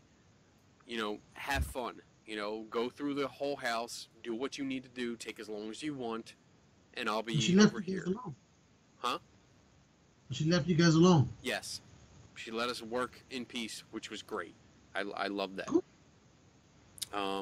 But we were able to recreate the experience that she had based on the information she gave us. Well, because there was a hose, a dehumidifier that was on the bar. It's about, I would say, like 2.5 feet tall.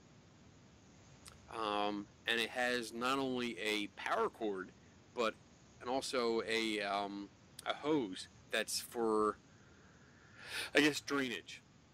It's a drainage hose. So as it pulls moisture out of the air, it collects it into a bin and just drains out through this hose into a sink. Okay.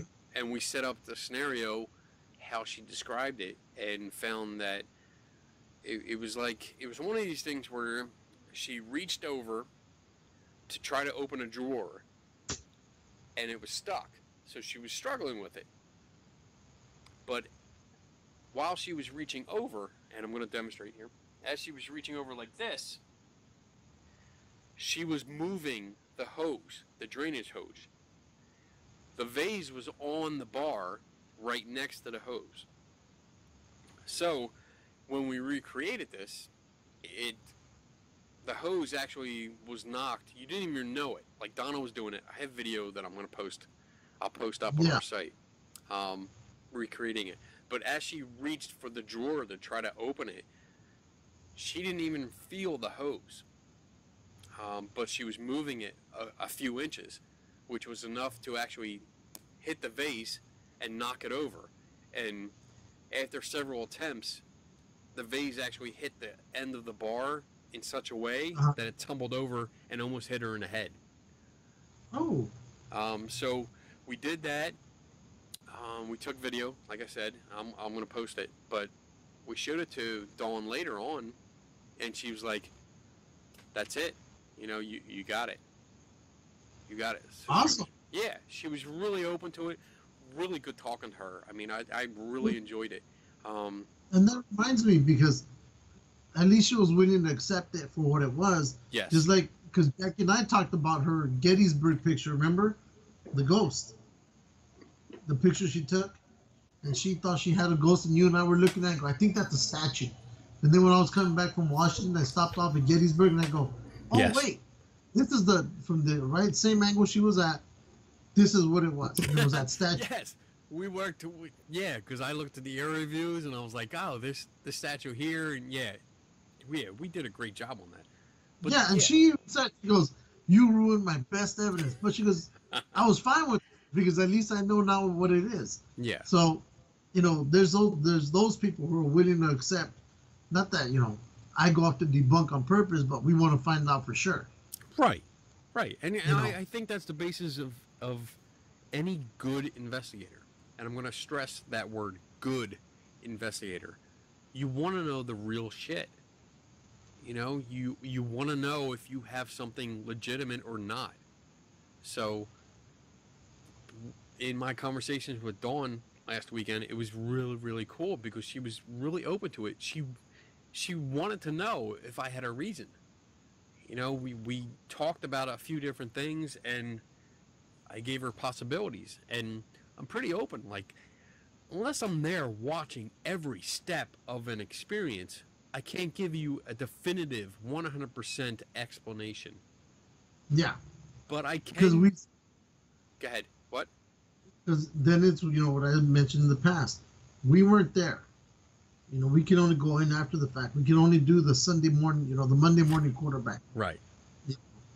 But if I can get enough information and look at the place, I can go to the scene because I was there.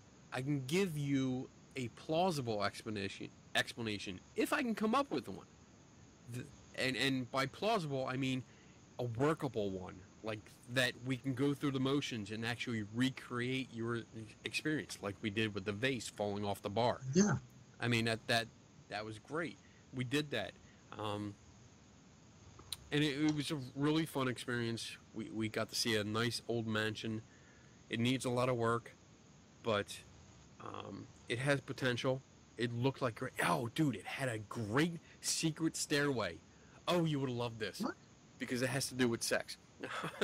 they had a secret bordella in the attic. Really? Okay, and when I put the pictures up, I think I put some pictures up, but there's a bathroom on the second floor, and if you're sitting on the john, to your right side there was a panel, and I liken it to a dumbwaiter. You know, like a dumbwaiter when it was on the wall, you lift it up, the little door, you put stuff in, and it went up.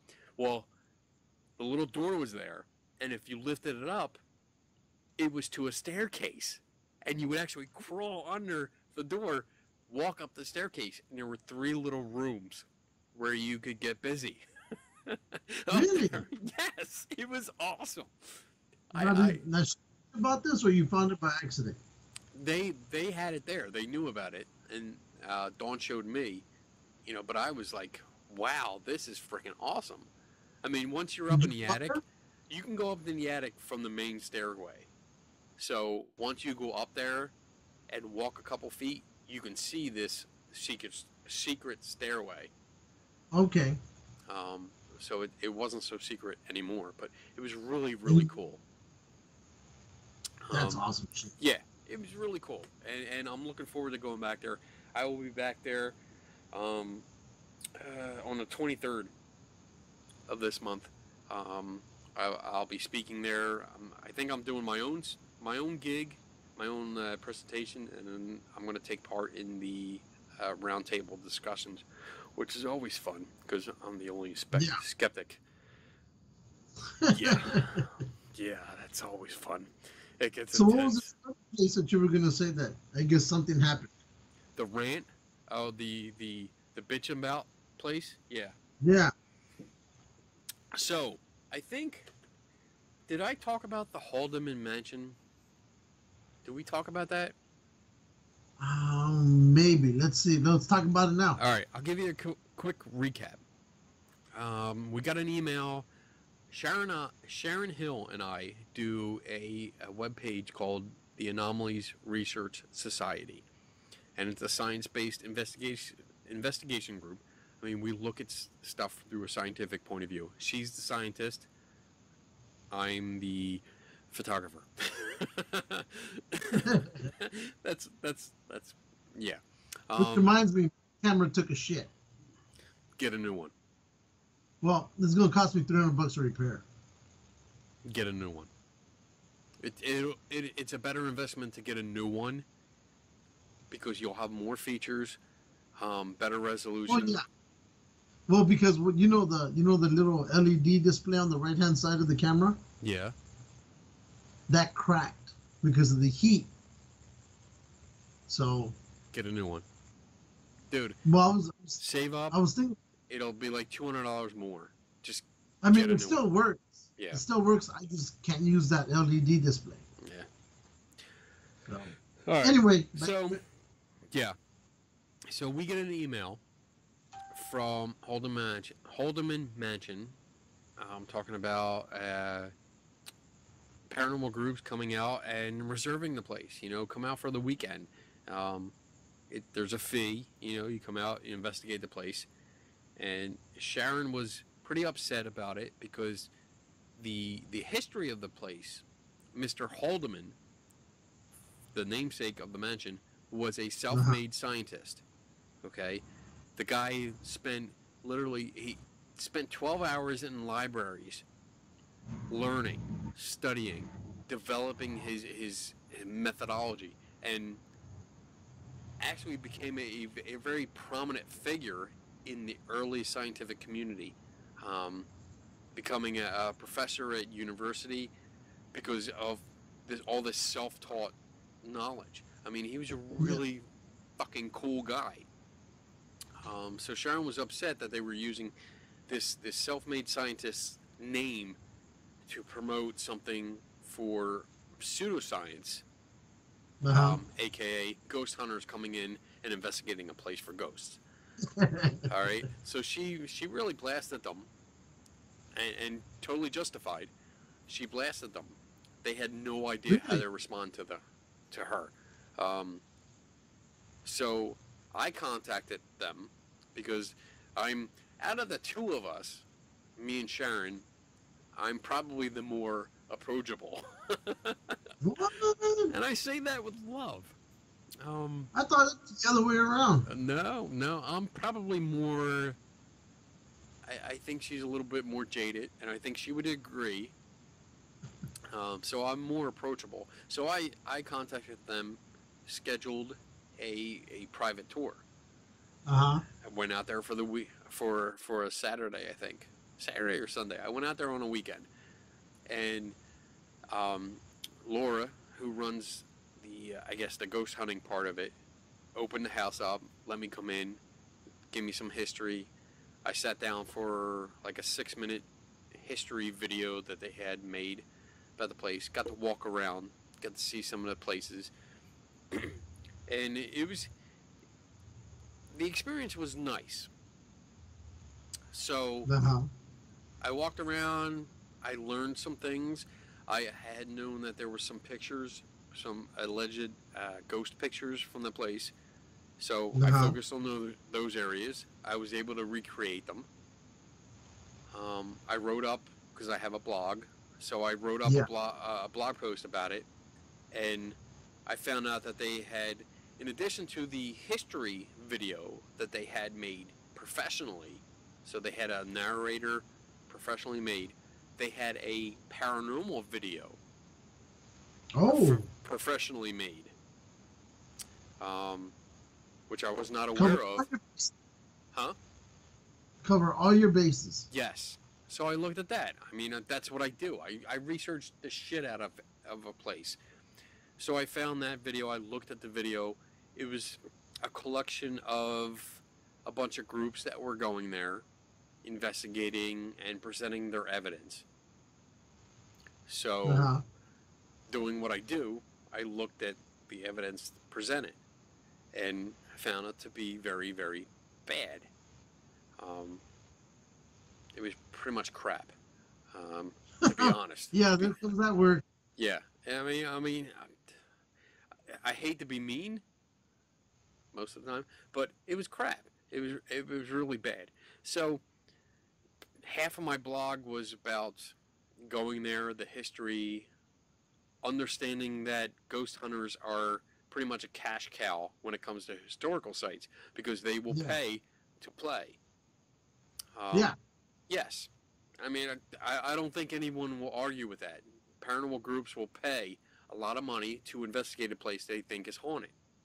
Now, before we go on. Sure. But there are some people who will do that, not because they want to look for ghosts, but because it's probably the only way they can get into a historical location outside of it. What do you mean? I don't get it. That some locations don't open up their places to the public. Okay. Right? All right. They keep it quiet. But they'll think maybe if this place is haunted, I'll open it for this one time. And if you're like, oh, I've always wanted to go in there, I'll pay just to go inside. Okay. See what I'm saying? Okay, I get it. Yeah. That's not one of these places. Because you can contact them and request a visit, and they'll open it up for you. So it's not, that's what I did. I just sent an email or a message, I think, to the Facebook site and just asked, hey, I'd like to come out this day. And they were open to it.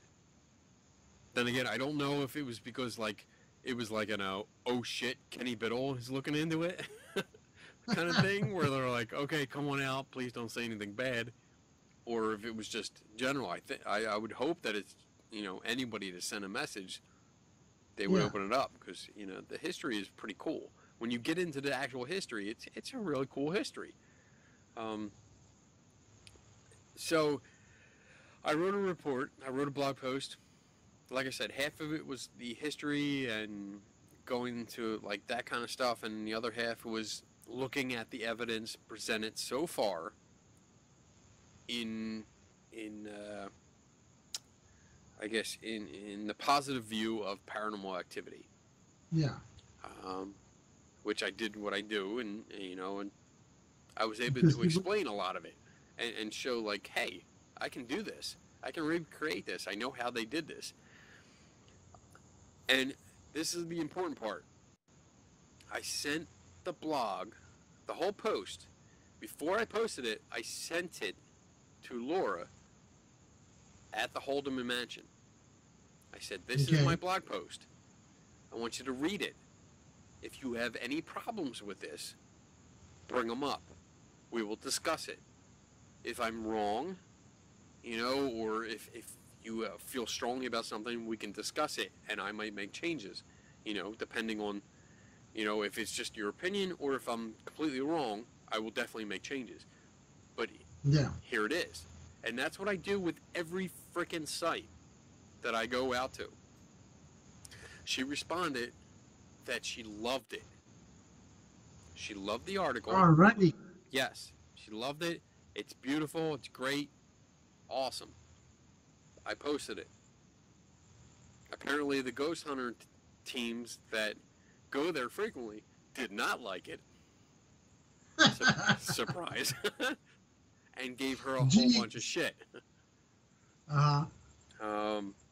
Which turned into a challenge issued by her to me to stay at Haldeman Mansion for the night. She wanted me to stay there by myself, no equipment, nothing. Now, before you go on, what is alleged to be in this place? I'm not really sure. The teams that went there have caught, they've caught a bunch of EVPs. But the big problem I have with that is that during that promotional video, that professionally made paranormal video that they did, okay, they show you clips of videos from various teams. Okay. And during I think all of the clips, there might be one or two that are exempted from this, but during all of the clips, they play an EVP that the team claims they got. Now, I don't know how to explain it exactly, but the EVPs were actually taken from recorders that the ghost hunters were carrying. They were not taken off the video that we're actually seeing. Okay? You get where I'm going, right? I see where you're going. So they inserted audio from a different track onto the video. So that brings up lots of ethical and investigative mythology issues, because it's all right, so I don't know where this fucking EVP came from. I don't know the context. I don't know the time frame. Nothing. Yeah. And it's obvious. It's painfully obvious. because you get, you know, when you listen to a recording and all of a sudden, like, you hear, Yeah. yeah, because it's another audio track that's inserted on top of the video. So they spliced them. Yeah, yeah. So they just added audio track, and it really pissed me off, because that's totally deceptive. Yeah, it is. Yeah. So a challenge was issued because she was getting so much shit about it from ghost Does she hunting have a groups. sick face? She told me, yeah, basically that's what I think happened. She wanted to save face. So she issued a challenge that, you know, I stay there by myself. And I said, you know what? I'm not going to do that. I'm not going to say by myself because, again, that opens the opportunity that what if somebody knows that I'm going to be there, they can start fucking with me. And I don't want to be by myself because I don't want to have just my testimony. I want somebody else there. So, Tim Vickers. That's where I come in. Well, you're a little bit far away, so Yeah. I actually passed the torch on to our friend Tim Vickers, that we've had on. Because Yes. he was following the thread, he wanted to be part of it, and then of course Sharon Hill, because she's my partner in this venture. So I was up for that. I said, hey, I want Tim Vickers part of it. I want Sharon part of it. We'll come out. As for no equipment, because she didn't want me to bring equipment, I don't know why, but I was like, I can't do that because I want my own surveillance cameras up because I want to make sure no one's walking around the outside of the building. I want to make sure I cover the exits and entrances. I want to make sure that nobody's getting in. Yeah. So we had actually talked and said, she's like, all right, well, you know, we'll do it after Halloween because this is our busy season, blah, blah, blah. Last week, I think, I emailed her. I sent her a message, said, hey, I want to set this up for November. Before I forget about it, I want to set it up. I want to get it scheduled so it's on the books. And she responded saying that she's not going to do it now because she got so much shit from the last report that I wrote up, and that basically it didn't matter that if I had an experience or not, that I'm just going to write it off, and that I wouldn't believe anything anyway. Basically rescinding her challenge. Yeah. And it really pissed me off. Like I said, all right, this is what I figured would happen, because she only did it to save face. She issued the challenge to save face, but she can't make good on her challenge. Basically, because, you know, if you're so confident that your place is haunted and that I'm going to have an experience, then let me come out. Let two other people that are science-minded. I mean, we have one that's a trained scientist, a geologist, and also trained with science in the public. This is Sharon. She's trained to teach the public, the general public, about science. And then you have Tim, which is a forensic interviewer. He's a hippie. That too. I mean, they're trained. They're trained in the sciences. Come out, and then me, that I can claim critical thinking and my photography and video skills. Let us come out. You know, if there's something going on, then I'm not going to lie about it. I'm not going to change the story, but don't fucking challenge me and then take it back because you're scared about what I'm going to fucking say. But you got to remember, this is their cash cow. Yes, You know, exactly. so That's what it comes down to. You start playing with people's cash cows, they all have problems with it. You know? So. And do you really think, let me ask you this. Ask me. I'm going to ask your opinion because you're on the fence still. I mean, I know you lean towards my way, but you're still on the fence. Do you really think that something that I report on, that I talk about, is going to affect the ghost hunting community that fully believes this place is haunted, do you think I'm going to have an effect on that? It will affect some, but I think it would go the opposite direction in the sense of you're going to have believers going to say, we're going to prove Keny wrong that much harder. So they're going to try it that much harder to go out there and find something.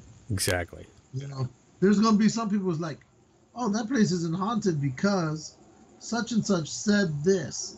So we're not going to bother. Yeah, they're going to lose some money there, but you're going to have the ones who are like, he doesn't know what he's talking about. I get the best evidence here, and I'm going to get some more, and I'm going to prove him wrong. And then I'm going to send him a threatening email so he can put on Facebook and share with all his friends and shit like that, because Keny Biddle is a douche. That's pretty good. That's exactly how I see it happening. That's exactly, that's an exact summarization of what happens. Because if it were me, you know, I would go over there and do everything I could to prove you wrong. And even if you didn't believe what I said, I go, look, he says EVPs don't exist. Well, look what I got. And blah, blah, blah. You know, that's the one reason why both Anna and myself are where we're at. We're on the fence, but we won't completely go over because we've both said we've had experiences that no matter how many times we've gone over it to try to explain it and recreate it, it doesn't happen. So that's the main reason why. You know, for example, you know, we'll say my example is the one time I was at my old house, which I say was haunted, where I'm downstairs with the stupid dog, and no one's at the house. It's just me and the dog, or the dog and I. And I know what house creaking sounds like, but I hear somebody literally like what sounds like footsteps walking from one end of the house, walk all the way to the other end of the house. You know, and I've heard that sound because when the kids are home, I hear them doing that walk. I remember hearing those walks. So something like that to me, for example, is stuff that keeps us, you know, like Anna and myself, from going completely, you know, skeptic. Maybe you should stop drinking. I wish I was drinking. All I know is the dog. All I know is that stupid tiny chihuahua heard it. He looked up and he was following the sound. He was following all the way until it ended at the other end of the house. And that's the kind of experience that's it's cool, but unfortunately it's subjective because it's the footsteps when you describe it is how you perceive it. Like when you describe it, it might not be how I describe it or somebody else describe it, so it's really hard for you to accurately, I guess, describe to somebody else so they get the exact same perception as you do. I mean, I really wish I was there. That's where that Monday quarterbacking comes back in. Right. You know, because people are going to say, I was here. I know what I heard. You know, you weren't. You're going to do what you're going to do on your end, but it's still not going to change the fact that, you know, I heard what happened. You heard it. You know, so, but again, those are our private, you know, experiences. Yeah. It's not like I can run around and say, look, this is what happened. You know, no, that's not enough to sway anybody. Right. You know, in order to prove a ghost, we have to kill one and take it to the lab. Just like Bigfoot. I don't know how to respond to that. How do you kill a ghost? Hey, we have to find a way. Oh my goodness. If it's made out of energy, then energy can be killed. Oh my God. Just, there's so much wrong with that. I'm not going to touch it. But yes, no. I was very, very disappointed. I'm not going to say angry, because I wasn't angry. I actually expected it. But I was disappointed with the Haldeman Mansion rescinding their challenge to me and my group of science-minded individuals. And I want to go on record as, yeah, I'm disappointed. You know, I did all the stuff. I went out and visited them. I actually really talked good about them. I tried to paint them in a positive light, and the evidence presented by the ghost hunters, not so positive. I mean, I didn't say the ghost hunters were idiots, but the evidence was not evidence. You know, I even donated to the mansion. I became a member of the mansion, and I'm very, very disappointed that they rescinded their challenge. So, oh, you know, again, it goes down to people's beliefs. yeah. Yeah. So sometimes the belief is stronger than Reality. whatever. Yeah, you know, like there's some things that, like I said, Anna and I experienced. We believe whatever happened, it's that strong. You know, like I told you that whole thing with The Exorcist that happened to me. Yeah. You know? So we still need to sit you down and watch that movie. shit. Come on, dude. It'll be good. Pea soup. It's pea freaking soup. Ah. Yeah, wow. Right. Well, when we get to that bridge, we'll cross it. Yeah, we will. All right, so we did that. I'm checking all the stuff off my list here. To show you. Oh, there's one thing I didn't show you. Oh, there's two things I didn't show you. Three things I didn't show you for my little toy show and tell kind of thing. One, I think you're gonna like. Pay attention. Pay attention. Oh, I told you about this. But yeah, I found it. I mean, I don't have the original box, but I found it at a yard sale. I said, "Oh, I gotta have it." how much did these? Was it a quarter? Yeah. I got that. What else I got? I got. And it's 8 day. It costs you $40. I got a magic kit. This is an expensive kit, dude. I think I paid $10 for it. Huh? You can find that in Vegas where his show is at. This one, yeah, and I think it was like, oh shit, I think it was like $50, and I got it for 10. It was still in the plastic. Really? Yeah, I got it. So yeah. The what? Did you saw anybody in half yet? I still didn't hear you. Did you saw anybody? No. Half? That is not in the instruction booklet. No, I looked for it. I flipped through it to see if I could do that, but no, that's not in there. It's very simple tricks, but it's actually, and that's what I got it for, the instruction booklet. Not so much the accessories in here, because there's a lot of stuff. Open it. It's kind of it's cheap. It really is. $50 cheap. And I don't know if that's like a basic magic kit thing, because this is the first one that I've actually bought. Let me see. Oh, shit. There it goes. So there's all the stuff that comes with it. Oh, the typical shit you see everywhere. There's cups. There's 2 decks of cards. There's a... Clown noses. I don't know what this is yet. I haven't played with that yet. It's a sex toy. These are foam balls. These are squishy balls.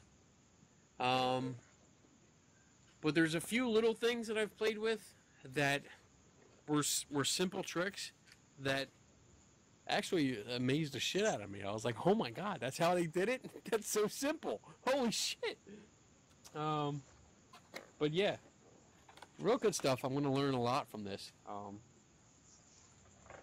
And I'm probably going to buy some more. There's so much magic tricks when I get over there. Yes. So let's see. I did that. Pac-Man, Chris Angel. I showed you the Batman banks.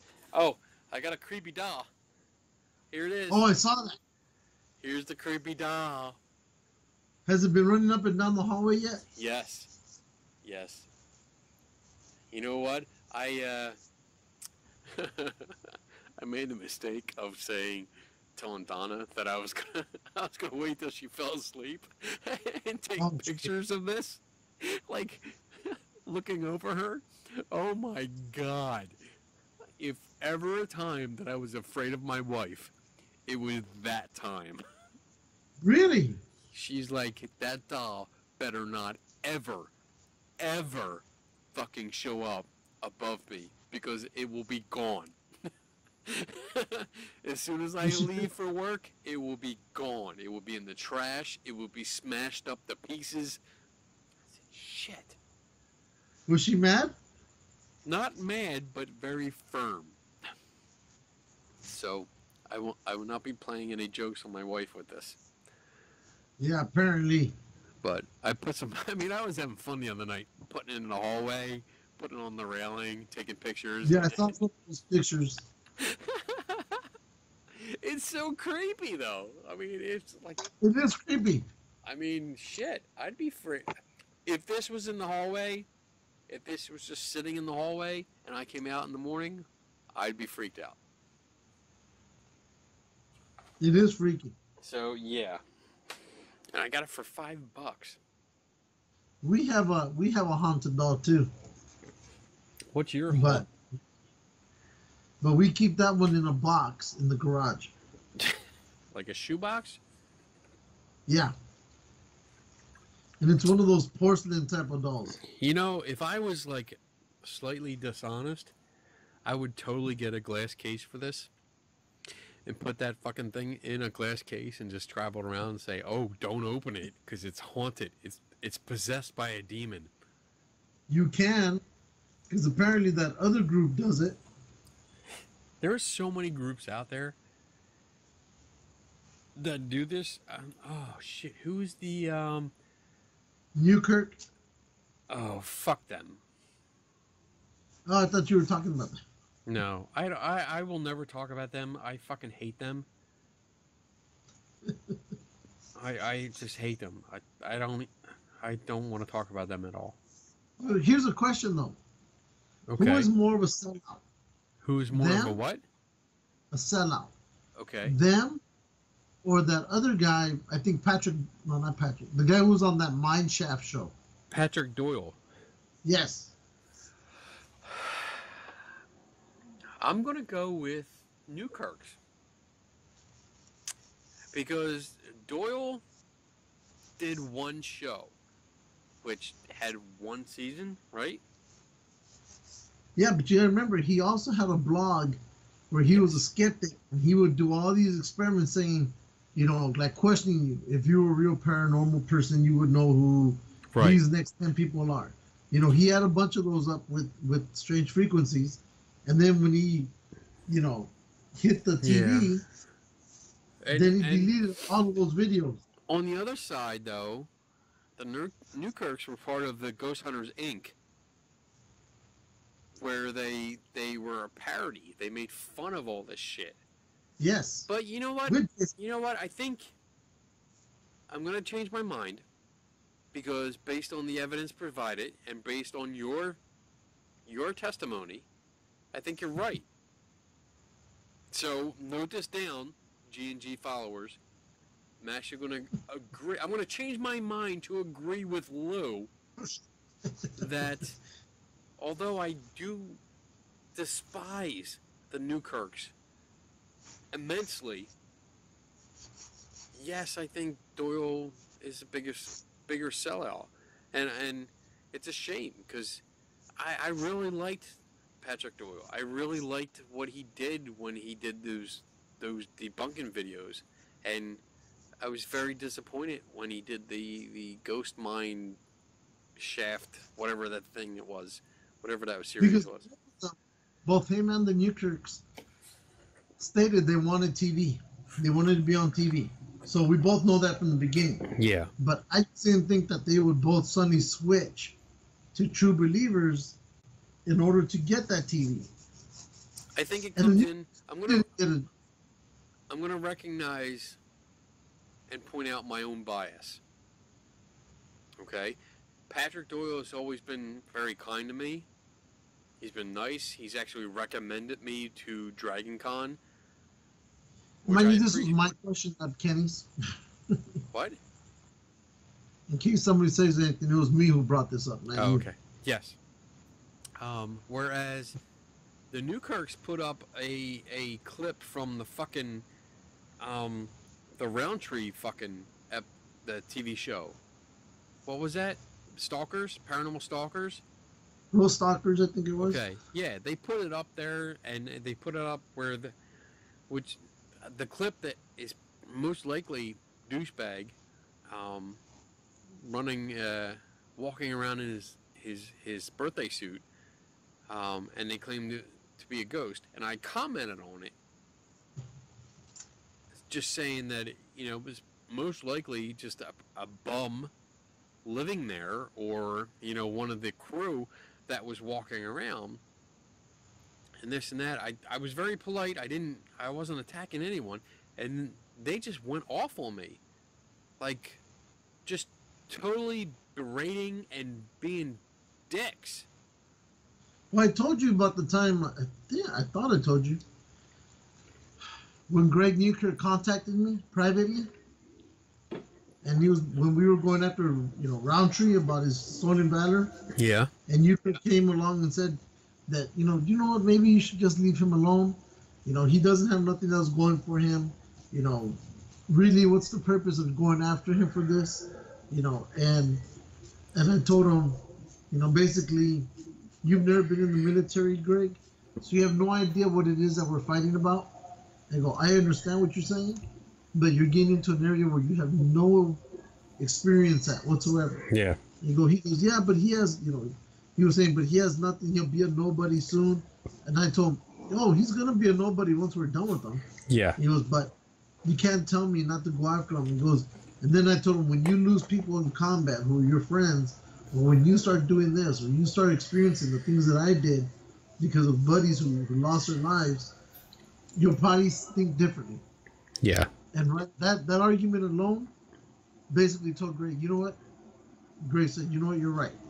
I don't understand, so I'm just going to keep out of it. That's what I got from him. Yeah. And so, He doesn't get it, so I mean that's why but he was at least to say. Whenever we talk about this, like I will definitely point out with you and other people have brought up that have been in the military, but I can't personally go after him about the military because I've never been in it. So it's not my place. You know what I mean? So yeah, like him contacting you and trying to convince you to stop giving douchebag shit about it was not his place. No, it wasn't. But at least he was able to understand it. Because okay. Yeah. He didn't try to drill the issue. I still don't like him. and not just that, it's because pretty much everything I fucking read from them, it's all cut and paste fucking bullshit. Like they don't do their own independent research. They just rehash the same old shit. They're it looked like they had it. So it never happened because they were supposed to have one. I guess it was supposed to be called traveling, whatever. Well, they do that. They do the traveling museum. Yeah. And that they do. You know what? They were close. They came by close with their tour. And the only reason I didn't go is because it was our buddy Gowan's neighborhood, and Gowan was going to be there. And that's the only reason I didn't go, because I love Gowan. We love Gowan. We Gowan. He's a good friend, and there's no way I'm going to go up there and start shit, because I'm going to start shit. I'm going to ask them questions about their fucking haunted objects in their museum. Bullshit. And I don't want Gowan to be there because I don't want him to feel like he's caught in the middle, Yeah. But if they ever come to a place that Gowan is not going to, and it's close to me, then yeah, I'm gonna fucking go and I'm gonna question the shit out of them, and I'm gonna make them look as stupid as they are, because it's just bullshit. Oh my god, I fucking hate them. Yeah, no, I see what you're saying. So, oh well. Oh well. Well, I have to cut this one down because I'm losing my voice. I've been fighting some cold and slowly taking my voice. If Pussy. you can hear it, it sounds like fucking Peter from the Brady Bunch. You sound like you always do. Like shit. Fuck you. Whatever. It's only like 1 o'clock in the morning here. Only. See, what you It's need 1 to o'clock you need to over do too. what I do, and just drink all night. I should. Just That would make drink. a lot of sense. Drink during the show, and you'll be fine. All right. Let's see. Let's do what we got coming up. What do you got We don't coming even up? have a list. We didn't even do a list this time. Who? What? A list. A list? We didn't do a list. No, we don't have Nope. a list. We'll do it next time. Maybe next week if we're on. You know what? Maybe next show we will triple up on lists, and we will do a whole bunch of lists. Yeah, it'll You be know the what? list show. You know what? To be honest, I've actually looked at some of the lists that pop up and that we like steal from other sites, and they've been shit lately. They haven't Yeah, been I've good. seen some of those too. Yeah, they've been like regurgitated bullshit that, like, oh, let's just try and get some clickbait, and it's the same old shit. So, I still think the best list we ever did was the Christmas one, the food one. yes, that. I think I still have some of that fudge in my fridge. All right. So, do you have anything coming up? I'm looking at one right now. September 18th, I'll be going down to JPL. Yeah, I saw that. That's cool. I'll be going down to JPL where they're gonna crash the satellite Cassini into Saturn. Oh, They're gonna burn it up. that's cool. So, yeah. So I got tickets to it, free. So hopefully I can do something live from there. They're gonna talk about it re-entering and burning up and all that shit. That's cool. And what else? I think next weekend also, that same week, before the 18th, there'll be the Monster Palooza over here down in Burbank.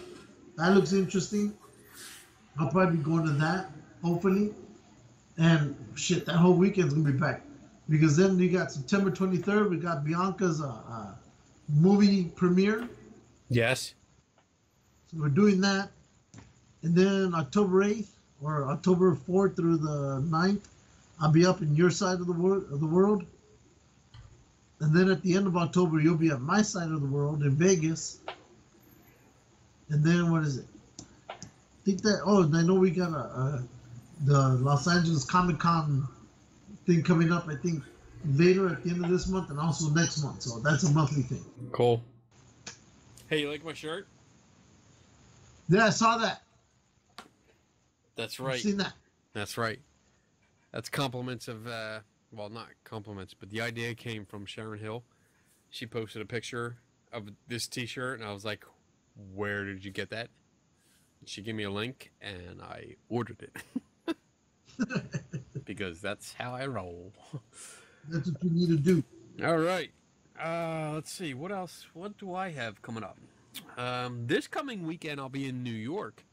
I'll be actually spending Saturday with our friend Brooke from Brooke's Nook that you were supposed to buy stuff from. Yes. Putting you on the spot. Yeah, no. I can still get it. She actually came down, I think, 2 weeks I saw ago. you took her to Steve's. Yeah, we had fun. We had fun. We went to 2 big flea markets. She bought a shit ton of stuff. Which is cool. She actually found a lot of stuff that she liked at good prices, which not really surprising that our prices were cheaper than New York. So awesome. But I'm glad she came down. We had a good time with her. She's a lot of fun.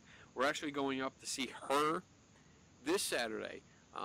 There's 2 events that we're going to, and they're like, one's a big flea market and one is a kind of swap meet. And it's really interesting. It's a swap meet where you go to this warehouse kind of thing, and I'm probably getting the details wrong, but you go to this building, you go in, you can drop off a bunch of stuff if you want to, like donate it. But you go inside, there's tables set up everywhere, and they're separated by categories like clothing and toys and housewares and stuff like that. They bring all the stuff that's donated out, put them on the tables, and you can actually go up and just take what you want for free. Wow. Yes. Yes. And like every half hour or hour, I'm not sure the interval, but they bring out more stuff. And this happens all day. So you can just stand there all day and just pick and choose what you want. You don't have to pay for it, nothing. So we're going to that. We'll see how it is. Brooke's been there a lot, and she told us about it when she came down like 2 weeks ago. And so we made plans. We're going to go up there. We're going to check it out, see what we can find. So I'll be on the lookout for any Star Trek stuff for you, because I got your back, buddy. And we shall see. Yeah, we'll see what's going up. September 16th is Peg Legs Paracon in New Jersey. It's not really new. Going there, it's a paranormal conference. They have over 50 vendors. I will be speaking there. Your Alexa app. What the frig? Alexa, shut up. I'll be speaking there. I'm going to be talking about photography, paranormal photography, because that's what I do. Then, September 20th, a Wednesday night, I will be up with the New York Skeptics. I'll be up, I forget exactly where. But I'll be up there talking to them, their group. I think it's a free event. I'm going to post the link in the on our page. But I'm going to be talking to them about photography. We're going to go through some experiments. We're going to have some fun. There's another place you need to be going to. What? Now connected to Louise's iPod Touch. You're supposed to go to Jupiter. You're supposed to go to Jupiter. I saw that about the diamonds raining down. Yeah. Yes. Hello. I'm on board. That will completely fund our projects. I will be on board. You send me out there, I will go. I will collect everything, because there's got to be, if it's been raining diamonds for like ever, then there's got to be a good stockpile of diamonds on the ground or whatever. Oh, you just need 2 buckets. You just need 2 buckets worth. That's it. Buckets. I'm gonna get fucking 2 buckets. Big Rubbermaid bins and just fill it up. We're gonna be good. We're gonna be funded forever. Forever. September 23rd, Paranormal Journeys Expo at the White Hill Mansion. That's John Fowler. John Fowler! That's and his right. pregnant, or his once pregnant wife. Well, she's not pregnant anymore, and it's not his wife. Dumbass. Okay. Way to make child. Good going will make it an awkward. Thank you. So yeah, I'll be at the White Hill Mansion again, and come on out and see us. Lots going on. It's so much bigger than what it used to be. There's going to be food trucks there. There's going to be I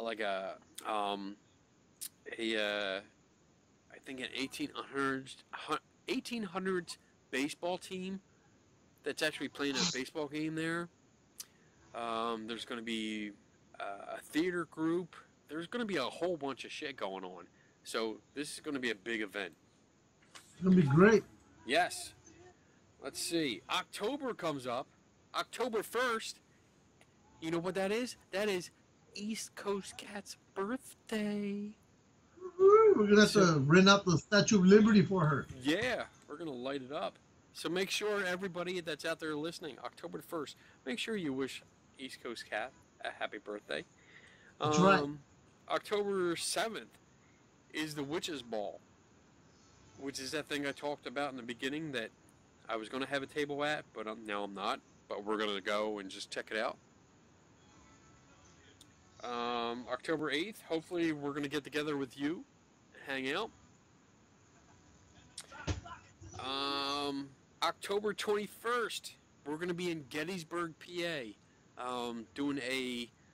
we're going to take part in a ghost hunt of the, what is it? The David Stewart Farm. I think that's what it is. It's a benefit for the little girl McKenna. Yes. So that's why we're going out. We're gonna have fun. We're gonna enjoy it. We're gonna see a bunch of ghost hunters. I'm gonna watch what they're doing and maybe make fun of them in a fun way. And then piss them off. Yes. And then October 25th to the 29th, I will be in Las Vegas, Nevada That's right. with SciCon Conference, doing a workshop on Thursday, the 26th. We should hopefully be there to see you guys. Yes, yes, I'm hoping. You can come out just for the workshop, you know. Can I?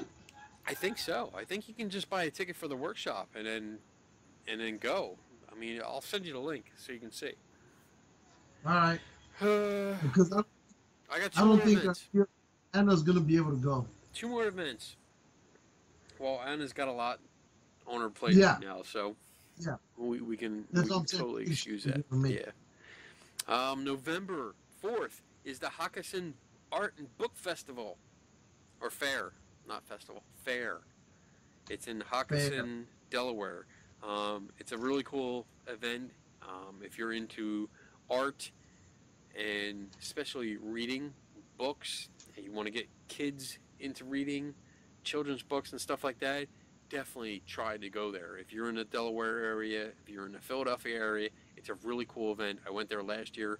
I was surprised at how cool it was. So please go. Yeah, everybody.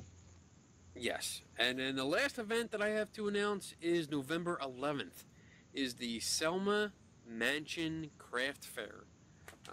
My wife will be there with a booth selling all her awesome bottles, illuminated bottles, and her They are enchanted awesome. wands. Yes, they are good. She's actually found some really cool bottles. I have begun confiscating a few of them for the tiki bar because they're so freaking awesome. After she's lit them up or no?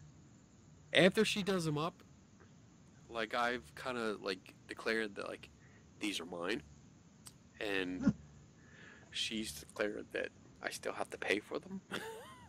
But I figured, you know, I'll work that out later. You live in my house.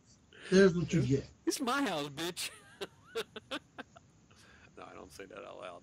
'Cause that would get me in trouble. But yeah. So yeah, if you want to come out to those things, contact us through our site. If you have any questions, if you have any comments, if you have any inquiries, please contact us through our G&G website or our That's right. G&G Facebook page, Geeks and Ghosts. Just look us up. We're there. Send us a message. Check us out. Like our page. What else?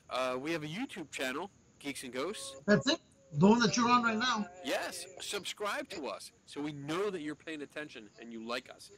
And Exactly. also, we have an Instagram that East Coast Cat takes care of because we don't do it because we're too lazy. Yeah, exactly. Exactly. There goes Lou with his ending music. Means it's time to go. That's right. Let's start thanking our sponsors. John Fowler. John Fowler. Who else? BJ Hodgins.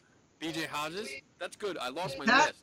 East Coast Cat. East Coast Cat and her Blue Ghost Marketing. Who else? Dax Christopher. Dax Christopher. Devil's Shield. Playground. Shield. Exactly, Shield. Or so the story goes. That's right. Who else? Is Chris that it? Webber. Chris Ice Webber Chink. of Paranormal Skeptic Academy. That's right. We all live in a yellow submarine. Who else? I know they're missing somebody. Yellow submarine. We all live Oh, you got everybody. Is that everybody? Think so. I don't know. We'll get back to you next week. You think? That's right. Wait. And And all our unofficial sponsors we had that we forgot to mention as the show went on. Oh, so we have Devil's Playground with Dax Christopher. We have BJ Hodges with Bluegrass Ghost Chasers. We have Shield. We have East Coast Cat with Blue Ghost Marketing. We have... That's so loud. We got C-Web with Paranormal Skeptic Academy. Oh, Kind of makes you feel like you're on the Academy Awards. We got Justin and Corey Purvis with Movie Buff. That's who we forgot. We got John Fowler with his Paranormal Journeys Expo and Paranormal Magazine. Oh, and Color World. We can't forget our friends at Color World. Oh, that's right, Color World. Because they're awesome. There you go. Oh my god, that's so fucking loud. It's like the American Academy Awards. You're being told to get the fuck off the stage. It's like when they're trying to get up and thank everybody, and they start playing the That's music for louder and louder. Alright, so that's a good... Oh my god, we got a 2.5 hour show. There you go. Awesome. So I hope everybody enjoyed it. Please let us know in the comments if you liked it, what you did like, what you didn't like, whatever. Lou's going to read them anyway, and not That's respond.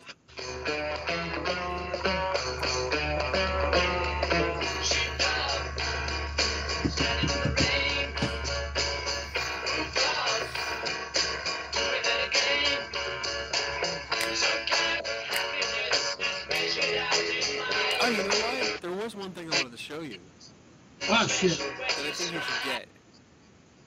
What? You know how Hey, they Jimmy. have, you know how they have USB chargers for your car? Oh, I saw that. You saw the one that I posted today? Yeah. They have a warp core charger.